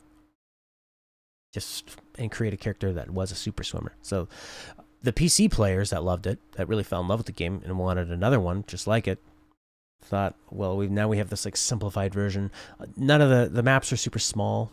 You never felt like you were in a city. It always felt like you were in an airport because everything was connected by hallways, and there weren't that many NPCs around, so it just didn't have that feel of an open area. Human Revolution figured that out a lot better. That was a good one. Okay, I have that one. Oh, I have the director's cut. Whoa. $20 at EB Games. I think I bought this for $5 off somebody. I also got Final Fantasy 13 off them for $5. Actually, I didn't even go there to buy that. Morgan, you anticipated the kind of appeal Alex would make. Sibling bonds, history. You programmed me to refute him point by point. However, we can skip that. A Typhon the size of a skyscraper is currently eating Talos 1 for lunch. Ergo, Alex is wrong. Destroy the station, just as you planned. The blast will take the monster down with it.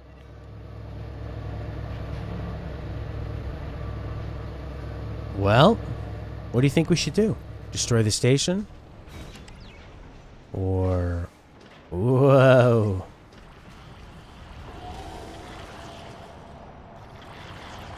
There it is. It's a big Typhon. Why did that Typhon get all of a sudden signaled? You know? Where'd it come from? I took one thing from Alex, and then the thing launched up. M-Beard is back! Ah, thank you, M-Beard. You know, I put it on Reddit Final Fantasy, and people were very, what do you call it? They're pretty understanding, you know?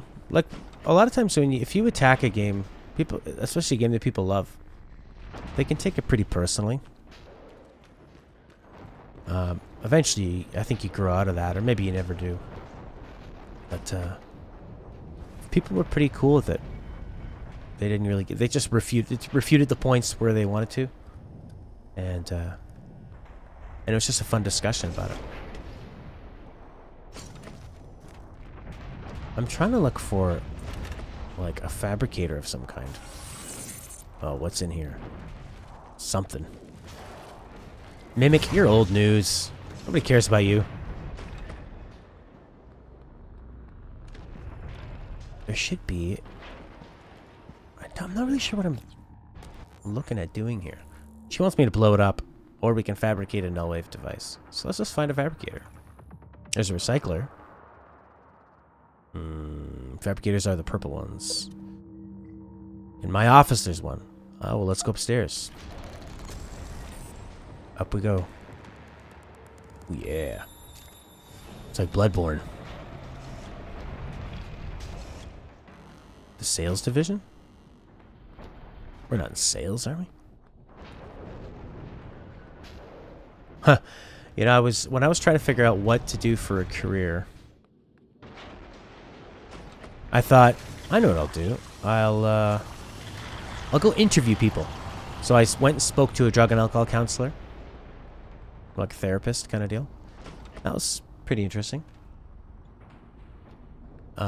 Somebody was telling me, well, if you've never had problems with that, then it might be harder for you to talk to people about it. For them to take you seriously. Kind of thought that, I guess. Oh, we're so close to our office, but we're so far away. It's on the other side. Ah, look at that. We can just crash them. Hi, Morgan. This is a character whose father we killed for experiments. And she heard the playthrough of it. She's like, she's over it. She's not worried about this thing. Let's make a null wave transmitter. So you could, what if you got to this point of the game and you didn't have all that stuff?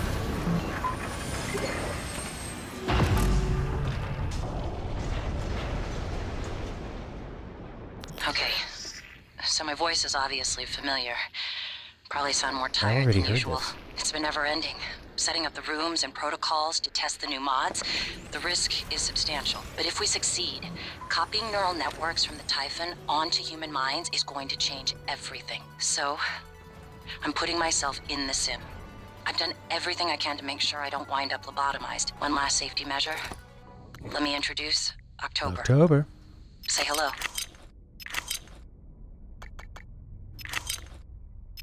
Hello, Dr. Yu. October will help you remember what you're supposed to do if things go sideways. Once testing starts, there's no going back.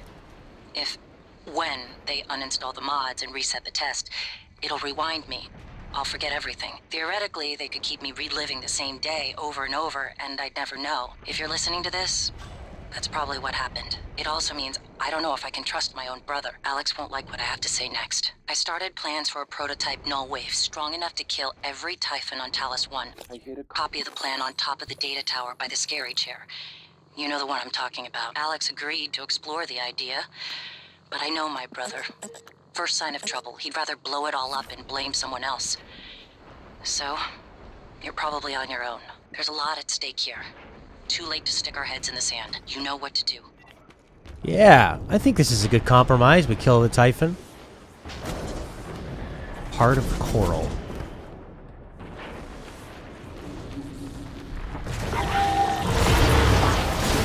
And it seems closer, too. Heart of the Coral. Yeah. There we go, Heart of the Coral. Alright, let's listen to Mount Gagazet from Final Fantasy X. Requested, well, not requested by, but recommended by Siegfried Stauffen.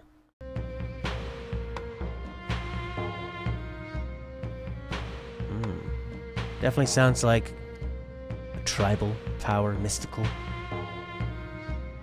Has a sort of like Japanese strings. This must be Kimahri's people's theme.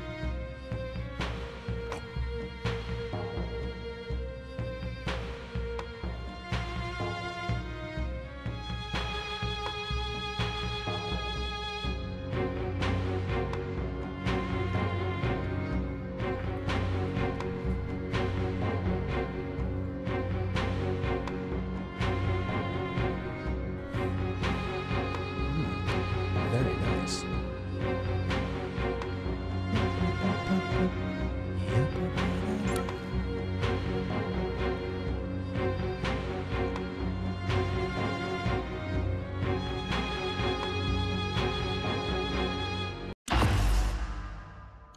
If the idea hasn't occurred to you, I'm sure it will eventually.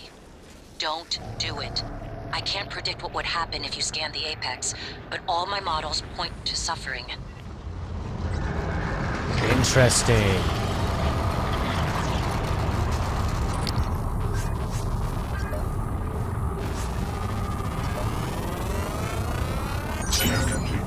Specimens.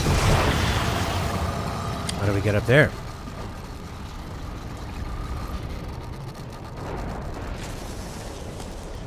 What's that thing that's telling us to go do? That's just the other main objective. Great, my like 5th time coming through here. Hello,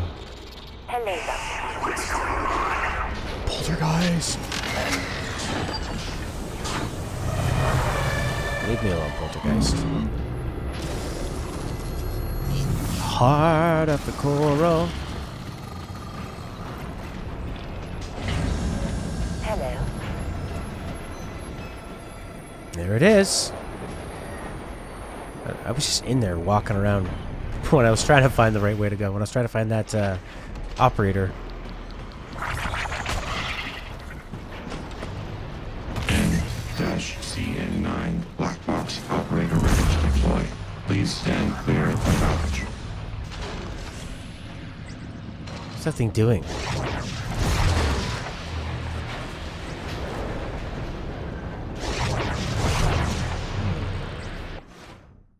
Yeah, Isabel. How did you know?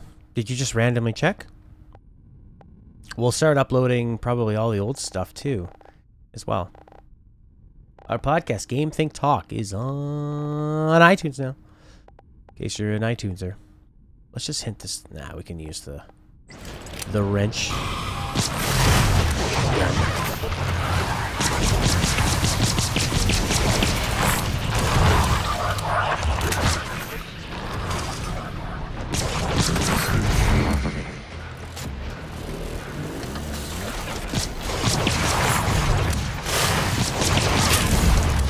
CN9 black box operator ready to deploy. Please stand clear of the There we go. vital signs critical. Yeah, I still have to understand a thing. If a person is lobotomized and leaves messages for yourself before you lobotomize, how do you know if you have the same logic and personalities before? Well, I think that's the whole interesting part and the question that they're trying to ask with this game is that are you the same person? Have you changed? Are we our experiences or are we our instincts? And I think that it's well, it's a mix of both. I think you do change. I feel somewhat similar to the person I was years ago, but I've also changed. Some ways I'm better, some ways I'm worse. Oh, Christoids. Microgravity detected. Heart of the coral. Alright, time to use the super transmitter. Where is it? Where is it? It's not anywhere here. Didn't I fabricate this sun thing? Wedding ring. To Nicole, always and forever. Kevin. Haha. We found Nicole's dead body and killed the Typhon that Kevin had become. Prototype transmitter.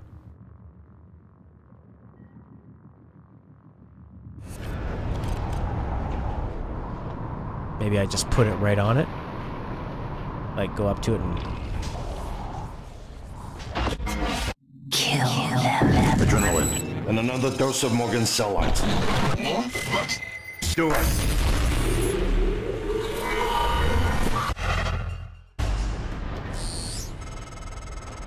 Assume Alex's plan succeeds.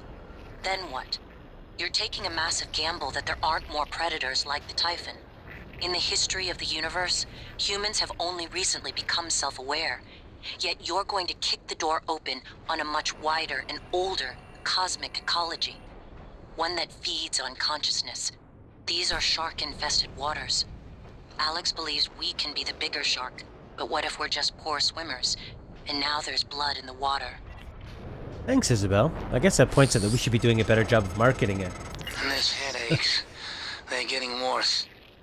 Like teeth in the brain, sinking in. You feel it, MU? Screaming is louder now. Getting close. I think screams are coming from the future. MU. Screams of people on Earth. Screams an animal makes when caught in a hunter's jaw. Home gravity detected. Does that mean that this guy's close enough that we could find him and kill him too? Be nice. Put him out of his misery. Yeah, let's get out of here. So, you know what? I do like what they have done with this very gray area. They have 2 different robots that are telling you different things. You have recordings of yourself telling you different things. Of what to do, what is right, what's wrong, asking you questions. And like Siegfried is saying about how, you know, what is right, who are you when you change. That's the best parts about sci-fi.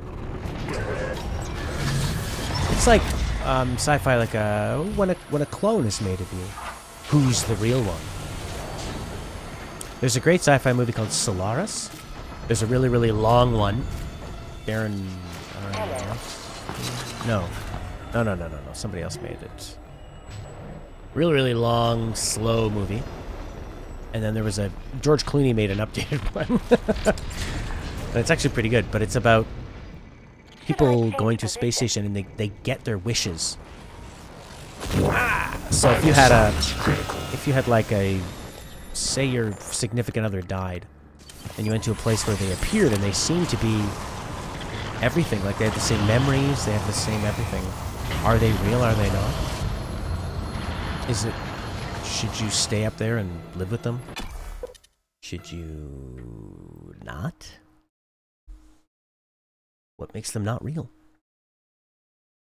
What is life but a random collection of experiences? And to love and to care for? And to do good? Or not? To just enjoy every minute, or to try to have... I mean, it seems simple to say that, well, life is about having long-term enjoyment mixed in with a dash of short-term enjoyment. As in, but still that all contributes to the long-term enjoyment. Like, if it was just about the short-term feel happy, you would just, like, put sugar in your mouth and drugs and just do all that stuff short-term. But then long-term, you're going to maybe get diabetes, or be fat, or obese, or be sad, or you do things like... So I guess it all comes down to that long-term. Exercising every day, maybe some short-term pain, long-term gain. Ink says, in other words, stay single. Ever read a book called Dark Matter? If you go to an alternate universe and sleep with your wife, does it count on cheating on your wife? If my partner said they were in an alternate universe and they slept with a version of me, I would say, okay. How long were you there for? I guess a long time. I mean, if you're never coming back, then yeah, dude, you're free. I'd be flattered if you chose the alternate version of me, sure. How alternate are they? What if they're a little different than you? What if they have a few qualities you hate? What if she goes to an alternate universe, she meets alternate universe Matt, and he says things like, "What's up? Take your mess, honey. Just keep the mess." It's funny, like, from a guy's perspective, if you go to an alternate universe, wow, think of all the scientific implications. Okay, doing this alternate universe, and you sleep with another version of your wife. That's the entire motivation? We've built a device that can travel through universes. And now we can sleep with alternate versions of our wives. You gotta freshen things up.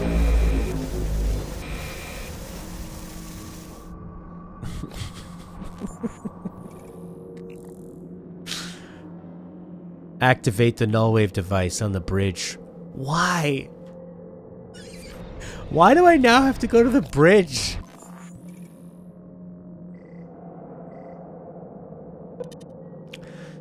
Where's the bridge? It's in the Arboretum. If there was a fast travel option, even with a loading screen, it would make this last part so much more palatable. Palatable? Palatable. It's like I saw the word in my head and read it in a way that wasn't English. Palatable. You know when British people say aluminium? It's not how you spell aluminum. They add an extra I. What's up with that? Oh, there's an awkward forced animation that puts you out of that elevator. One loading screen. Just let me hop into a tube that warps me to another place. Just let me do that. Alright, let's go back to... Oh, this one is loading pretty fast. The concept of the story is a version of you makes the ability to move between universes because the other you wants to have a happy life. He messed up in this world, so he kidnaps you and steals your life. It's an alternate dimension, Inc. Alternate dimension. A version of you makes the ability. I have not played BioShock Infinite, but I've watched the videos on the ending, so I feel like I kind of ruined it for myself. I played just the opening and explored around, and then heard the a cappella version of God Only Knows, which was fantastic. What a great song. I may not always love you, as long as there are stars above you. You never need to doubt it. So there's an evil version of you that tries to trade you. So it's kind of a Rick and Morty deal. Dark matter. A lot of alternate universes going on there. Here we talk to Rick and Morty fans and they think that they're so smart. They're so intense about it. Like, just watch this show and enjoy it. It's great. Don't be annoying about it. Null wave device controls. I love the music in this game, though. That's great guitar. Makes me want to play Firewatch. Loved BioShock Infinite. Do you think BioShock would be better if it wasn't a shooting game? Kind of similar to this game, wouldn't you say? In a way. Put them in the same. Put them in the same category. There's the bridge.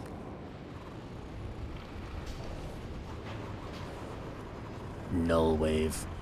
I haven't spent much time in the bridge. I'm excited to go there. Feels like something new. Oh my god, another loading. Look, I'm sorry I'm being a big baby about all this loading, but if you just had a tube that had one, I'm fine that there's loading, but just have a tube that you hop in and you get to pick one place you go, and activate that at the end of the game. Have the tube system. That is one loading screen. And then don't activate the system until the last part of the game when you ask for all this backtracking. And say, oh, we finally got it online. You can now go to any area. Every single area has this tube. Because loading, walking, loading. Blah. Oh, geez, Inc. Getting a bit demanding. Just because you're my best friend. La la la la la le lo le lo. Lolly loo le lo? Lolly loo le lo?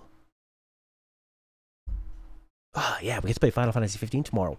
Woo! Woo!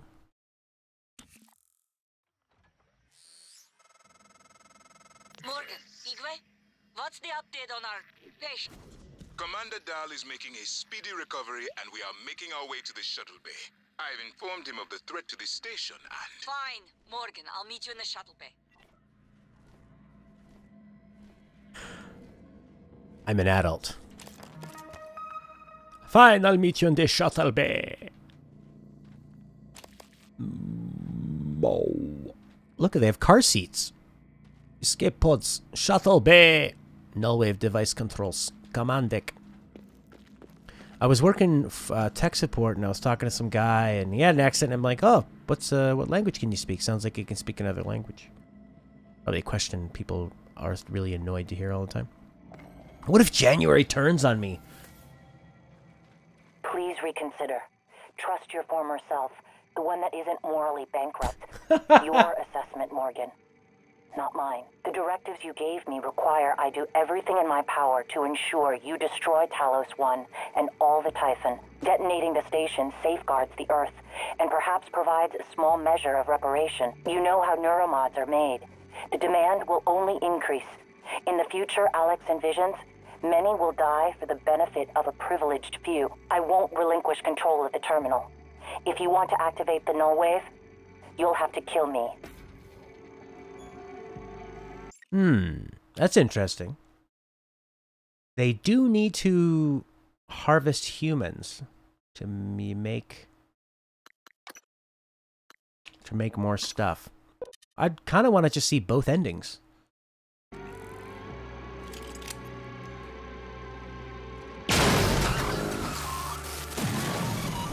What's inside?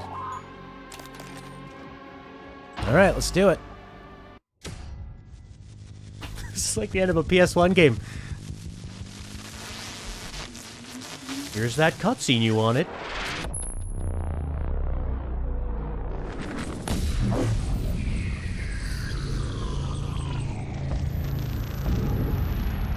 What is a neuromod? Well, it's both an easy answer and a complicated one at the same time. It is the future, today.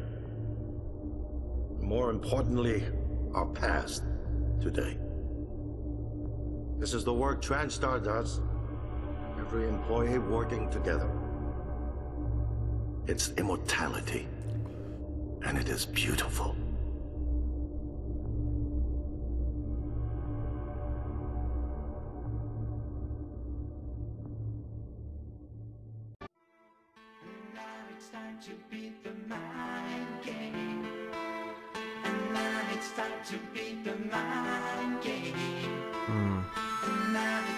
That's the ending?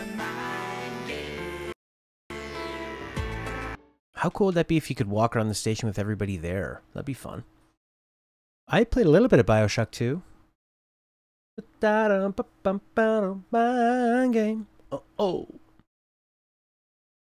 It's nice how you could be the, what are they called? The big brothers? The big sisters or whatever? The big daddy. The big daddies. That was smart. Well, let's blow it up. God, that felt like...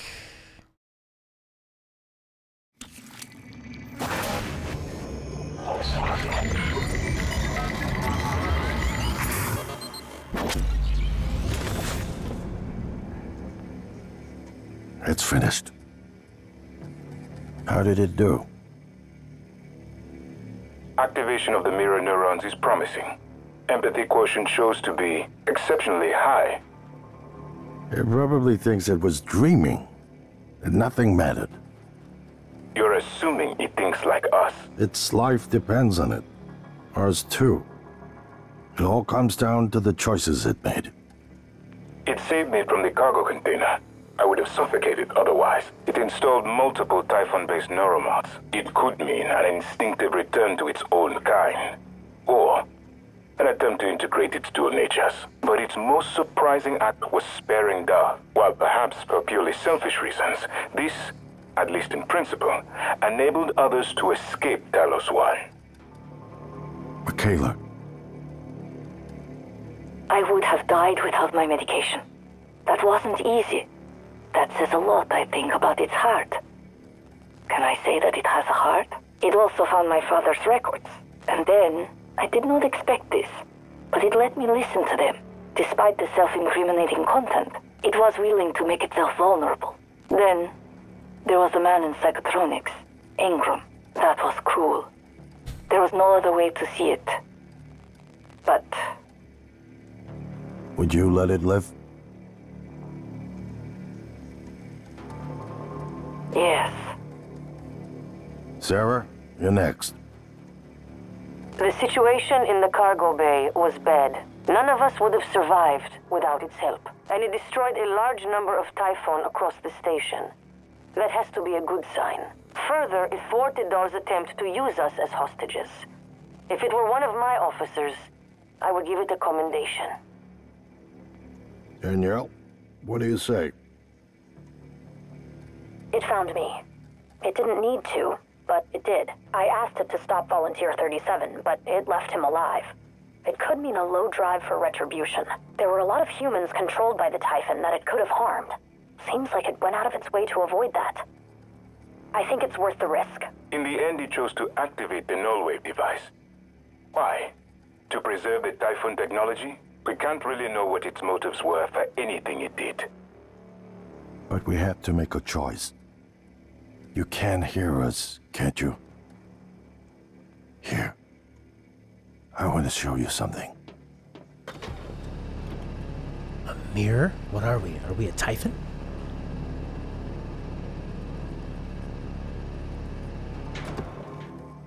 What you experienced was a reconstruction based on Morgan's memories.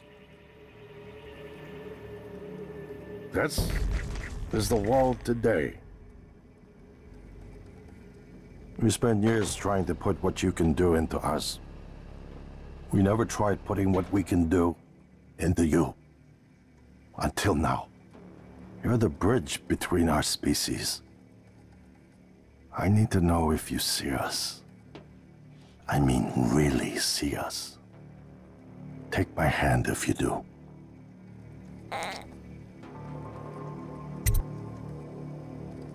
Kill them all?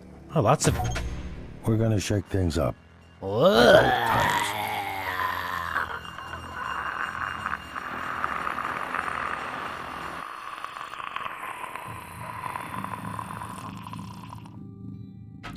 Okay, so the Typhon had taken over Earth. And then Morgan was the first experiment to put human into a Typhon to see what it would do. So that was all simulation. Interesting. It was all a dream. It was all a simulation. Well, that's what the beginning of the game did as well. It had a really cool intro. I like that ending. I don't feel like that it was all a dream was a cheap cop-out or anything. I think that final scene saved what was a bit of a... what was not that fun to play of a final couple hours. The story part was nice, but constantly backtracking and going through a billion loading screens was... ugh. I guess we could do the self-destruct, but that's really going to bring you to the same place. They're just going to... Can I choose to kill them all?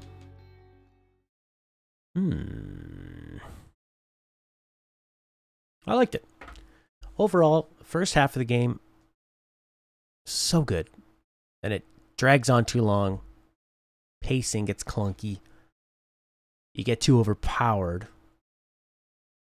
But there's not enough fun powers like BioShock or Dishonored. Once you have the Phantom Shift, that's really all you need. I'm sure there's some other ways to do it too. And some people just go through with weapons. Maybe it's my fault for becoming too powerful with that Phantom Shift. That's hard to resist. I mean, sometimes you have to impose self-restrictions on the way you play a game. Did you save just before I killed them all? So there's this part. So I could blow up the station. I can do that. Oh my god, please don't be far away. It's in the power plant. Where's that? Ugh. Here's the bridge. I think they took the memories of... I don't remember what it's called and put them in the Typhon. You don't remember what it's called? Whoa. Oh, good. More loading. You see, how great would it be to just warp to that one spot? It would be very great. That's how great it would be. There you go. Great theme. So we could blow it up, and I don't think that's going to make much of a difference. We'll see a tiny little cutscene difference, and then we'll have the same talk where basically they tally up all of your decisions. And then we could do the kill them all one.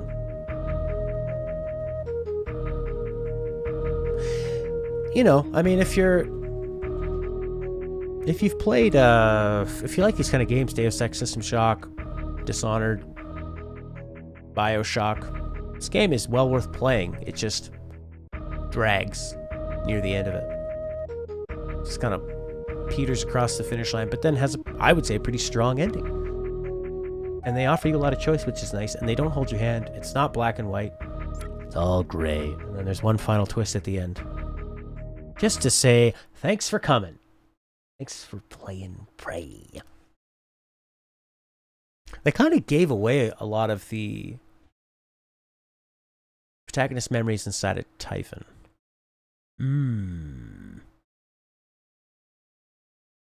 Yeah. Microgravity detected. Yeah, I think so.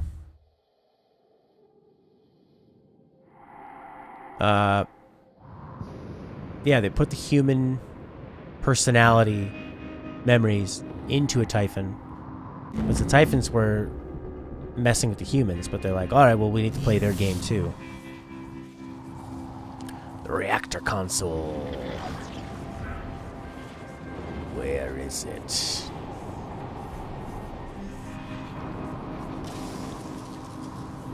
Where is it?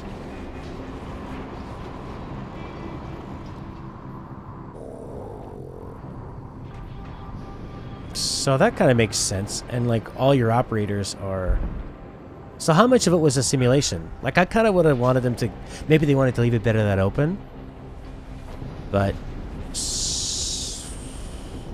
Memories? I don't know. So did any of that happen? It's a bit too open-ended, I think. I would have liked a little bit more. Because you could have really messed around with it. Like, did this ever happen? Earth just looks like that, so they went up to this space station to see... To see what? To see what the Typhon would do if they were... If they had human elements in them? Is that it? Where is this taking me? The lobby. Oh god, the good old lobby. Come on. Take me to the lobby now. Am I going the right way? No! Oh, crap. I think I just went back to where I was. No, because I went to the bridge. Yeah. Back to the lobby. Okay. That makes sense. So did this happen and this is what caused it down on Earth? I think it's why... Yeah. And even sort of the audio splicing in between them felt sometimes a little bit jilted. Also, I'm thinking... Yeah, like did that happen up in the space station and that's what caused the problem on Earth? Or is that a problem they had on Earth, so now they're going up to a space station to try to figure out how to fix it? Maybe a bit too open. Yeah, not a huge satisfaction. You know, and I mean, storytelling in other places in the world doesn't always have to have a concrete ending. And for a game full of so many gray area choices, it's a gray area ending, so I guess that fits thematically. But I feel like there's more I wanted out of the ending. Let's try this one. Let's blow it up and see if that's any different. Like, what was the bit when he's talking, he's making some kind of speech? Thank you, Vancouver. What? Where do we want to go here?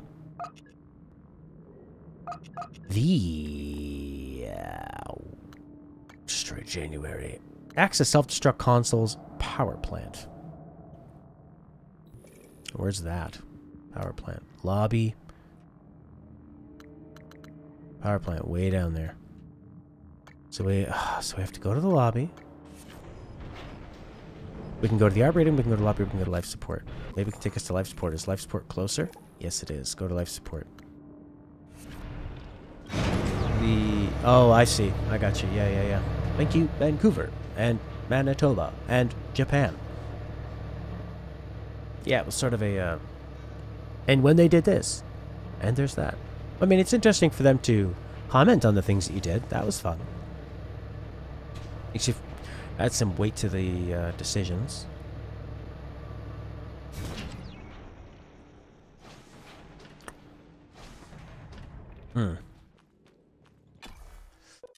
This part, man.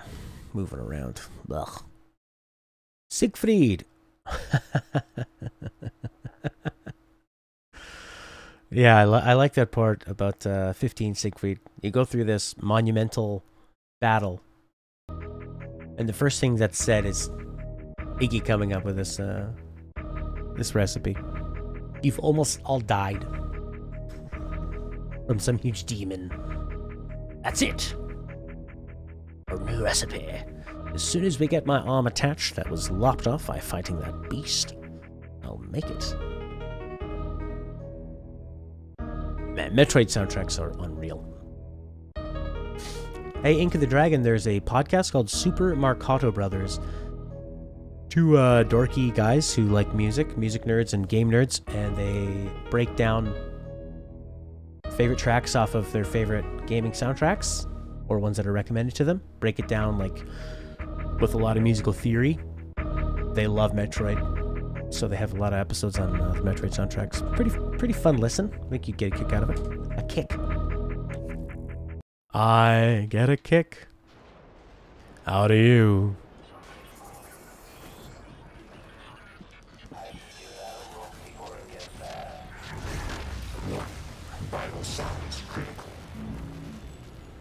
Yeah, it's pretty good. And they love Metroid. Especially the Prime trilogy, but I think they went back and played the older stuff.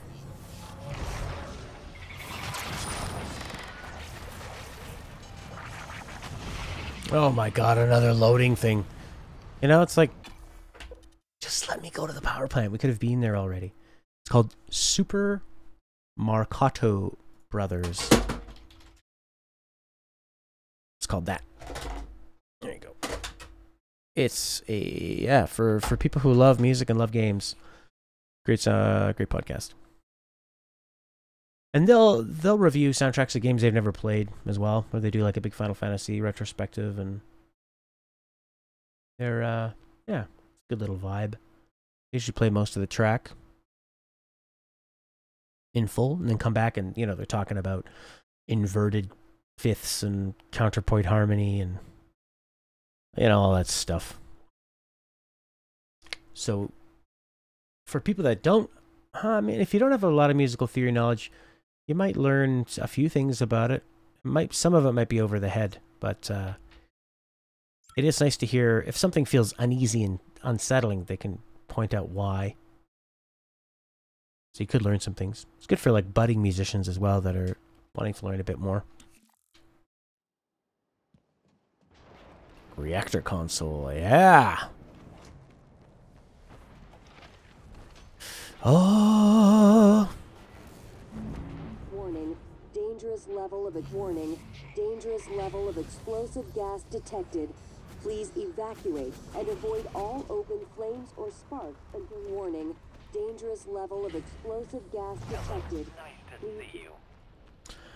Oh my god. This is a long, long walk back.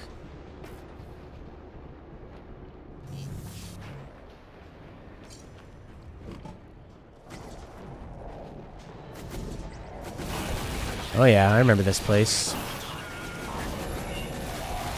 So long ago.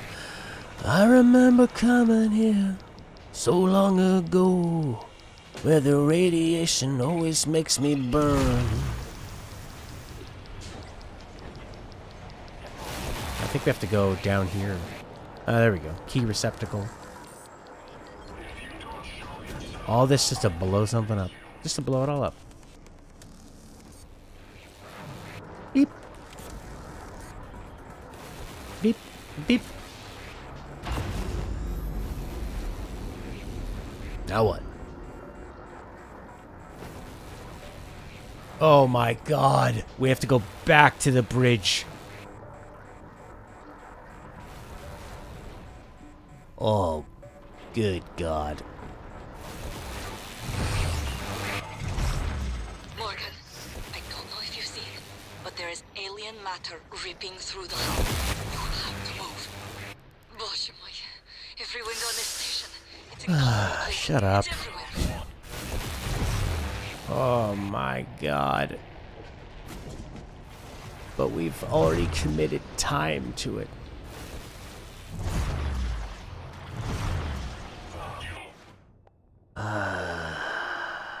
How come our shotgun? There it is.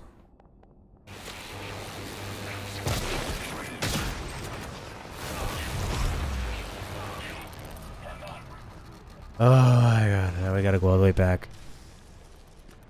See, it wouldn't be that bad if you just walked up, go to the tube, and go through. But nope, that's not gonna happen.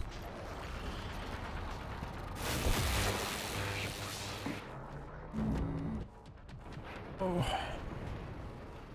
I'm interested in seeing the ending, you know. But God. God Almighty. It's funny how God Almighty's in a swear. It's such a, but it's a nice replacement for it. God Almighty. God all tickly. All the way up. You know what? We're not going to be annoyed by... I want to listen to something nice. Oh, no, I got an even better one. This is my go-to, baby. While we're walking through this silly, silly area. That's right.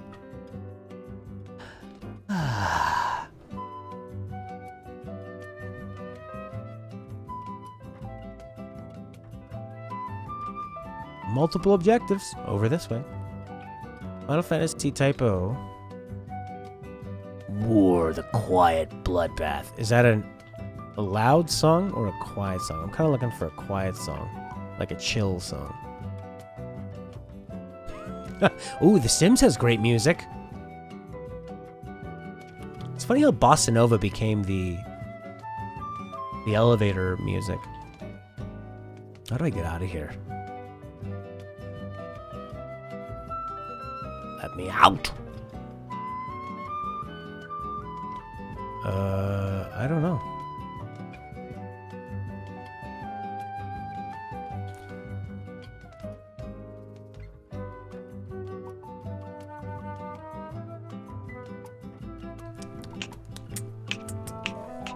This is from Final Fantasy 13 when you finally make it down to Grand Pulse.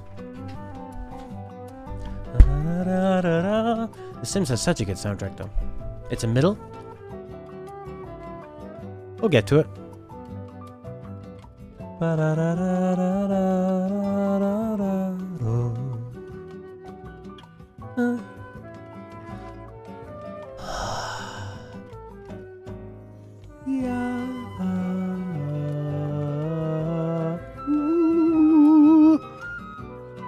Oh my gosh.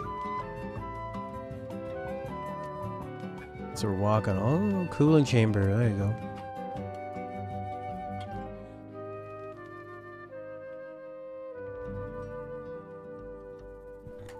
There you go. How about that?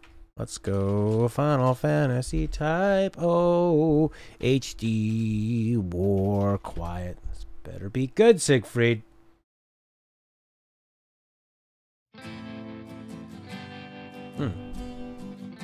Sounds nice.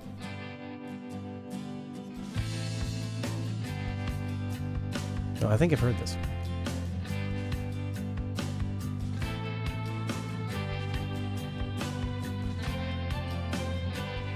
Can I climb up this thing? Yes. Oh, yes.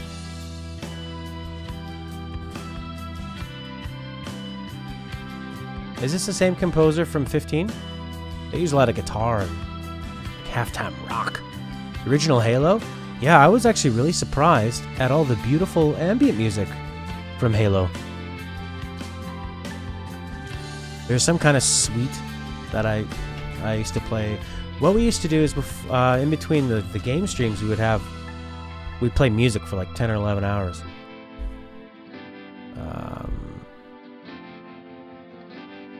And there would be a lot of good Halo stuff on there. So, like the Norwood suite? Is that something from Halo?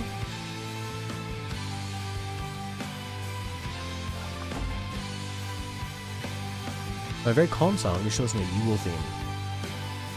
When you're heavily coding and need to get focused, Halo soundtracks normally go to. You ever try the SimCity 2013 soundtrack?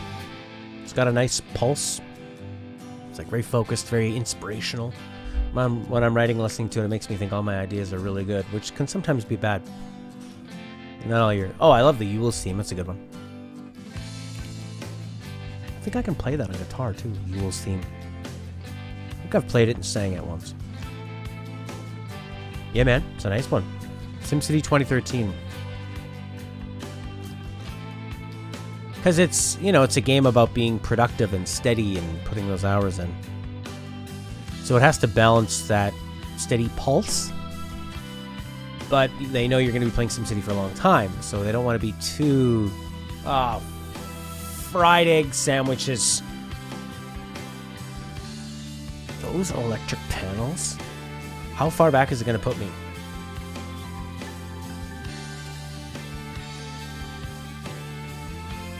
Come on, don't you dare put me too far back. This is very nice, actually. Nice surprise. Could have been a lot worse.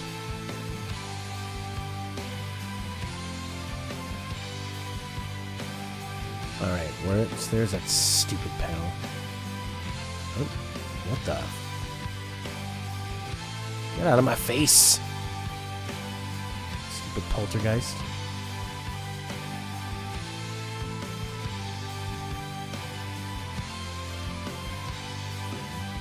Alright, multiple objectives. Yeah. They're all evil robots trying to kill me. Jeremy B! Well, Jeremy, we eliminated the Typhon, and there was an ending that maybe I'll let you see for the first time, because we're going to do the alternate ending. It's probably going to be the same, so I won't even spoil it. You can just see it again.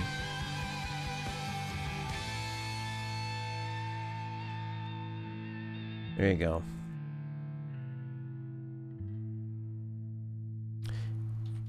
Here's the SimCity 2013 OST. Getting a Telecaster. They're pretty great. Strats are almost do the same thing though, with a little bit more beef.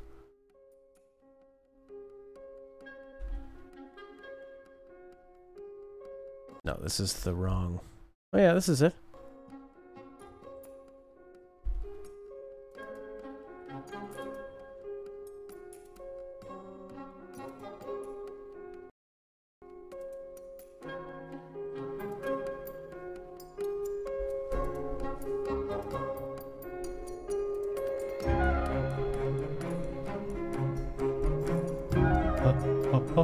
You got an idea. You are building a city in a game.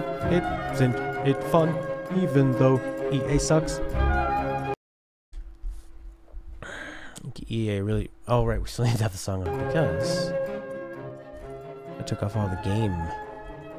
Because we still have to load all the way back here.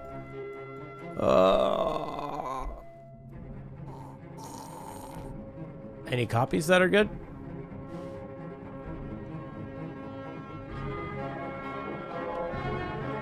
Man, there's this really good one called the, I was gonna buy it, this guy, Where You Are, Inc. His name's Dave Sprague, and he has this Japanese one called Hondo, and it has a real dirty, spanky, wonderful, it's a good one. Mine was just a boring old USA. Or maybe it's a Mexican. It didn't have any personality, but it was solid. And I was taking it on a cruise ship, so I just wanted something solid. But the sound was very bland. I bought a couple tellies. 2 Americans. They sound good. They ain't what they used to be.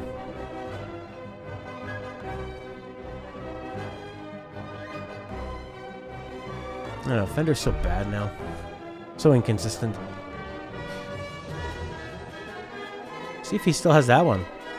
He's selling for pretty cheap too. I mean, you should be able to get an American one's like $700, a Mexican one's $500. This one, I think he was selling for like $450. What a relic! Why? Just because of the looks? I would just get a Mexican one that feels good and upgrade the pickups. Or any that feel good and upgrade the pickups. For guitars.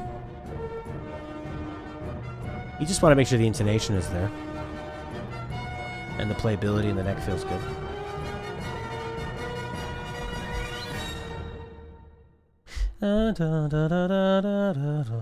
Sur relic telly.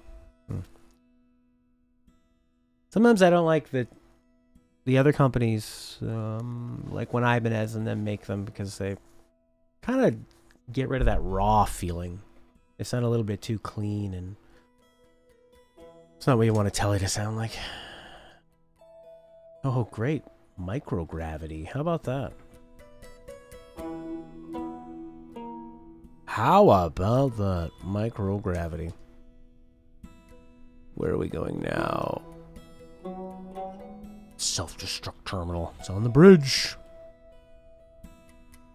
Da, da, da, da, da, da, da. What a long walk back.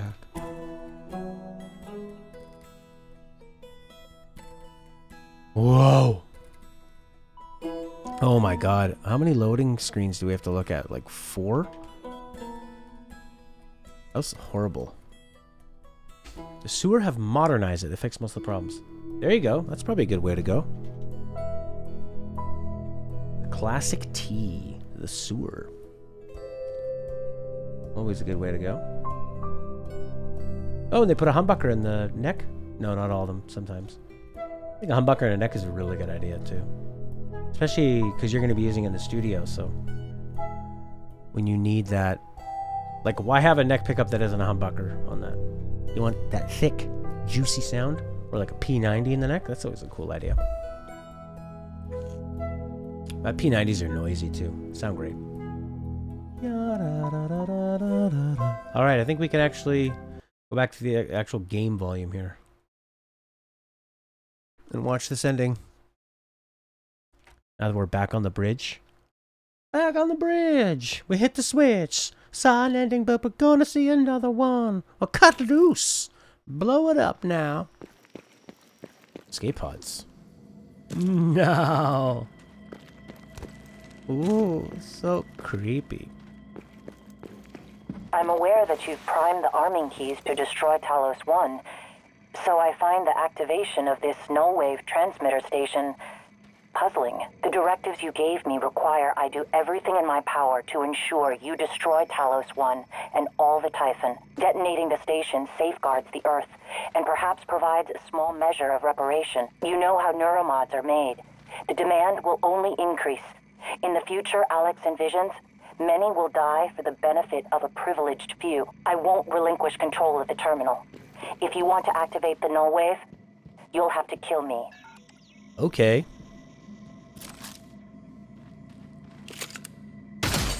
Have we been in here yet? Hey, Sky.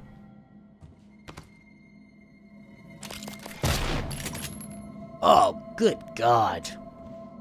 Look at all this stuff. I don't need any of that stuff, but it just feels so good to take it. Who's that over there? Perry Fulbright. What's this? Authorized personnel only. Where's this go? Where's this take you? Coming through. I'm right here. Is this another set?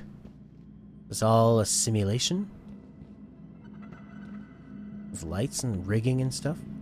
It's all just it's all for show. This is all a set. All a design. The bridge isn't real. Just a play. Life is a stage and you are the player. Metaphor. Learn your lines. That means someone else writes my lines and tells me how to act? Yes. The government. Takaharu Ishimoto. There's a way you want to pronounce Japanese names in a way that's respectful, but don't be like a weeaboo. Oh, did you say that Takaharu Ishimoto? Is the composer of Final Fantasy Typo? Yeah. Ooh, I like transcribes. Let's hear. What do you have for me, Cawthron? Chief, yeah, so I checked that flight plan for the volunteer shuttle like you requested. You're right, it went dark for 12 minutes before it resumed a path towards Earth, but at a slightly different trajectory than before. It's almost unnoticeable, like it left from a different part of the station or changed its flight pattern around Talos. 12 minutes? What about the other shuttles? It's only the volunteer shuttles, but it's all of them. They go dark 8 to 10 minutes after leaving the station, then suddenly reappear. The VIP shuttles don't show the same irregularity. Got it. Don't talk to anyone about this. About what, Chief? Exactly. Good work, Matt. Elazar out. I don't get it. I mean, is any of that real? Did any of that happen? What's going on? I got an SOS from a Kirk Remmer. I was gonna route him to security, but we got cut off. He said he was at the escape pods in life support. So call Chief Show up in deep storage. I'm not a network engineer. You're his supervisor? Lady, do you people even know what is happening down here? One of my cargo bases blown wide open, and I've got multiple MIAs. Please tell me there's a medical team on the way. I'm sorry, I don't know, but I can relay your message to Dr. DeVries and... Christ, I've gotta go. Quarters front desk to reserve a slot. All right. Warning, reactor detonation. It's finished. All the directives you gave me have been completed, all except one. When the station detonates, it will destroy the Apex Typhon and everything derived from it, including you. But you know this already. It was your idea, after all. The alien neuromods you carry would pose an unacceptable risk to everyone on Earth if you returned. Have a seat, Morgan. You might as well enjoy the view in your final moments. Warning, reactor detonation imminent. Please. Michaela, this is Morgan. Are you on your way? I'm not going to make it. What? Everything's fine. I got one of the escape pods working. Are you sure? Morgan, something's wrong.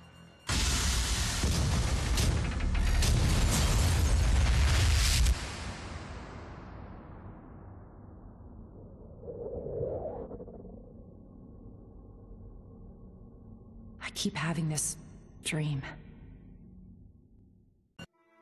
What? They don't let us do the final bit again? Oh no, it's after this part. That's right.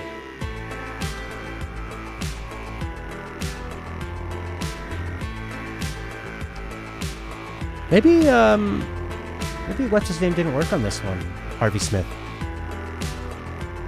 Maybe Arcane has two studios. That's my game. He might have done... Oh, I guess... No, yeah, he didn't do this one. He did Dishonored 2. Well, Dishonored 2 was a heck of a lot more polished than this. Prey, the game. Did you mean prey that gets eaten by polar bears?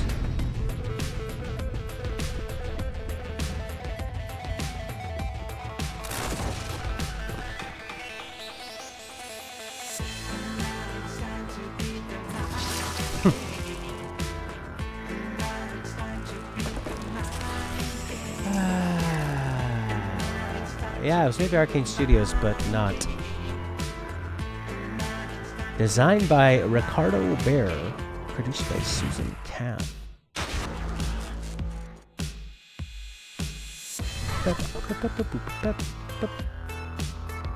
What has this guy worked on? He doesn't have a Wikipedia entrance. Arcane Studios, founded by Rafael Colantonio. They made this and Dishonored. 150 employees.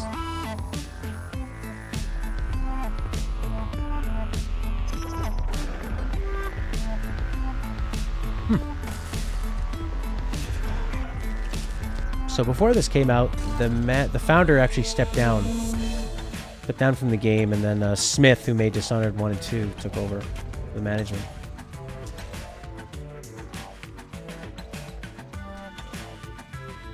Yeah, Harvey was working on Dishonored Death to the Outsider. Maybe I should check that out. Alright, here's the ending, Jeremy. Check it out. After another loading screen, of course. We'll keep on playing these mind games. Yeah, yeah. So now I got 2 days to talk to Sarah and pick another game. I'd like it to be an amazing game. Which one I feel like playing? Maybe a short one would be nice. We have Metal Gear Solid 4 is kind of a longish game. It's nice to play those 10-hour ones, you know?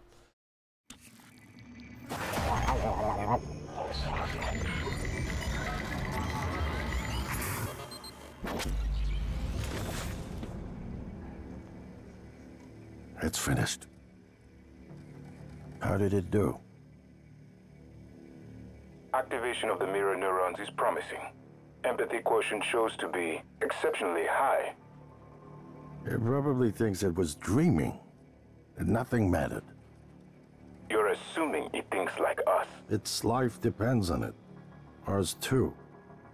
It all comes down to the choices it made. It saved me from the cargo container. I would have suffocated otherwise. It installed multiple Typhon-based neuromods. It could mean an instinctive return to its own kind. Or an attempt to integrate its dual natures. But its most surprising act was sparing Dar. While perhaps for purely selfish reasons, this, at least in principle, enabled others to escape Talos 1. Michaela. I would have died without my medication. That wasn't easy. That says a lot, I think, about its heart. Can I say that it has a heart? It also found my father's records. And then, I did not expect this, but it let me listen to them. Despite the self-incriminating content, it was willing to make itself vulnerable. Then, there was a man in psychotronics, Ingram. That was cruel. There was no other way to see it. But... Would you let it live? Yes. Sarah, you're next. The situation in the cargo bay was bad. None of us would have survived without its help. And it destroyed a large number of Typhon across the station. That has to be a good sign. Further, it thwarted Dar's attempt to use us as hostages. If it were one of my officers, I would give it a commendation. I'm so proud of myself. Danielle, what do you say? It found me. It didn't need to, but it did. I asked it to stop Volunteer 37, but it left him alive. It could mean a low drive for retribution. There were a lot of humans controlled by the Typhon that it could have harmed. Seems like it went out of its way to avoid that. I think it's worth the risk. In the end, it chose to destroy Talos 1. Why? To protect Earth? We can't really know what its motives were for anything it did. But we had to make a choice. You can hear us, can't you?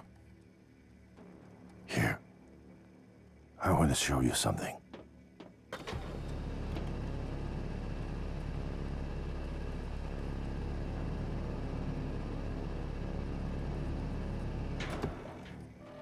What you experienced was a reconstruction based on Morgan's memories. What am I? This is the world today. We spent years trying to put what you can do into us. We never tried putting what we can do into you. Until now. You're the bridge between our species. I need to know if you see us. I mean, really see us. Take my hand if you do.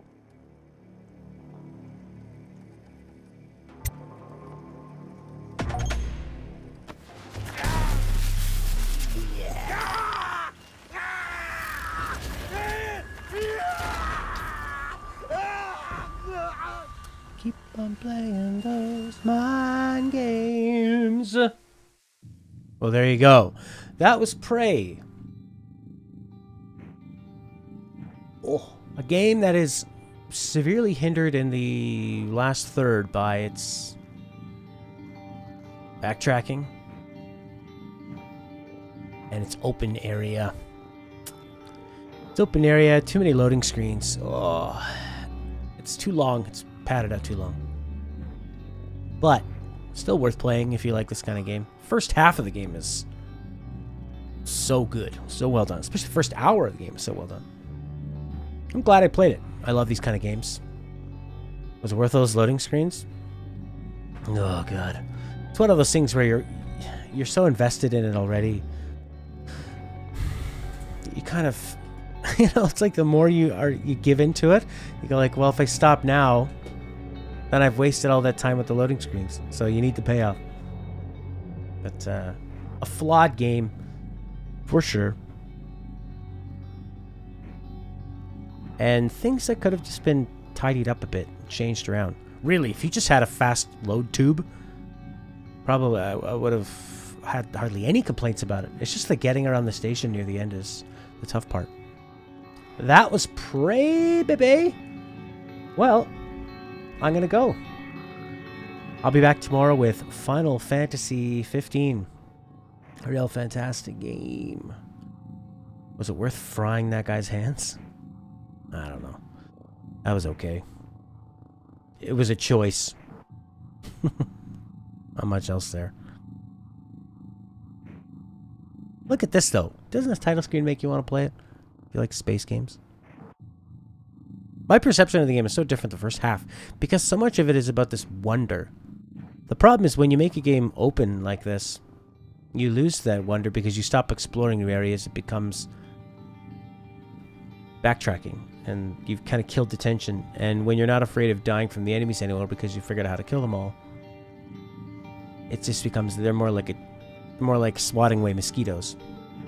And then dying just becomes irritating, as opposed to, like, I didn't mind dying a lot in the first half of the game.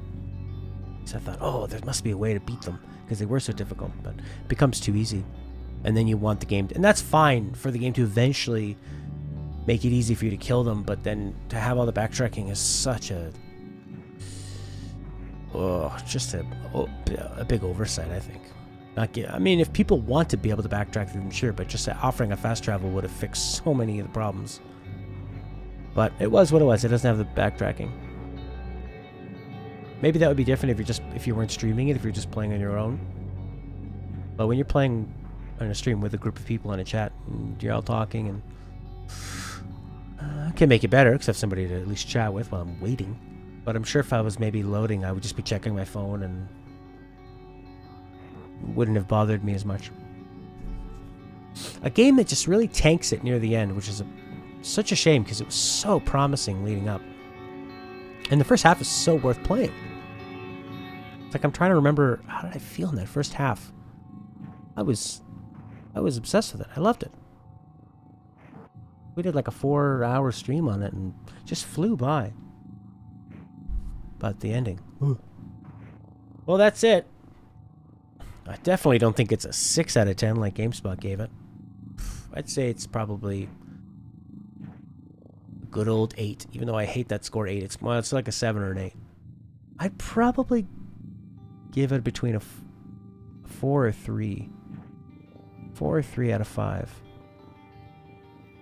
Or my favorite rating system out of 3, where 3, you gotta play it, 2, check it out if you like that kind of thing, or 1, avoid it. It's definitely a 2 out of 3.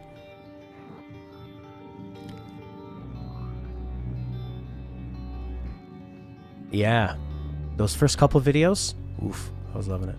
I'm still pretty happy with it, but it was worth the money, that's for sure. I got my money's worth. It just kind of got away from what was so good about it in the beginning, because of the backtracking and because you become so powerful. You spend so long grinding up weapons and neuromods, and then you finally get them, and then it's like once I had the Phantom Shift, it was over. All the tension was gone. All I had to do was shift and I was fine. So maybe that broke it for me. Maybe playing again and not using that and just having to use weapons and run and dodge. You can't really run and dodge them because they shoot these pretty fast moving projectiles, and sometimes they have these big area effect attacks. So you can't really dodge them in that sense. Maybe some people can. But, you know, like if I think of the memorable moments, the opening hour is one of the best in years. And then once you're actually realizing what's going on in the station, exploring all the new... Every time I got to a new area for the first time was generally pretty interesting. I loved finding the audio logs, learning about the stuff going on in the station, the different choices, the optional missions. Until it backtracked, there were so many great moments. And that also cut down the loading then was fine because you would get through an area and then you'd finally reach that loading screen so you can get to the next one. It was almost like a breather, like, okay, because you've been tense for so long. You go, all right, something new. The first time you go out into space and walk around, it's great. You know, and that becomes just tedious at the end too. But the first time you do it, they handle, you know, it's really well designed. It's just a game that outstays its welcome, I think. And that can, it's funny, I just put up a piece on the article, I just put up a piece on the website about that very same thing. How the ending of a game can really change your overall perception of it, whereas the ending of this is so heavily weighted against the many more hours that I had where I loved it. Whereas, say, Final Fantasy XIII, where the ending of the game is so good, I forgot about how terrible the first half was. So, here's that article if anybody wants to check that out. I've basically summarized all my points to you, but there's a few other little bits and pieces I put in there. I also did a ridiculously long and detailed review of Metal Gear Solid 1. There's a one paragraph of no spoilers, but oh man, did I ever dig into that. Here's that if anyone's interested. I'll probably make a video version of that one. Because I put so much detail into it, I might as well. Alright, tomorrow's going to be Final Fantasy 15. And then Metal Gear Solid 4. And then something else I got to figure out with Sarah. I wouldn't mind playing... I have this Wii U I would like to sell, and the only game I haven't beaten on it is Wind Waker.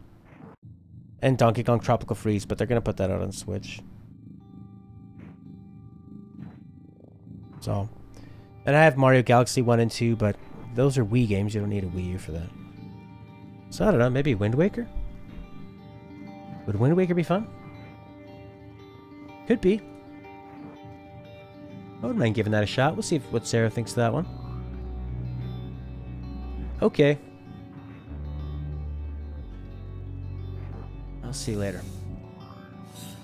Bye for now. Thanks for watching.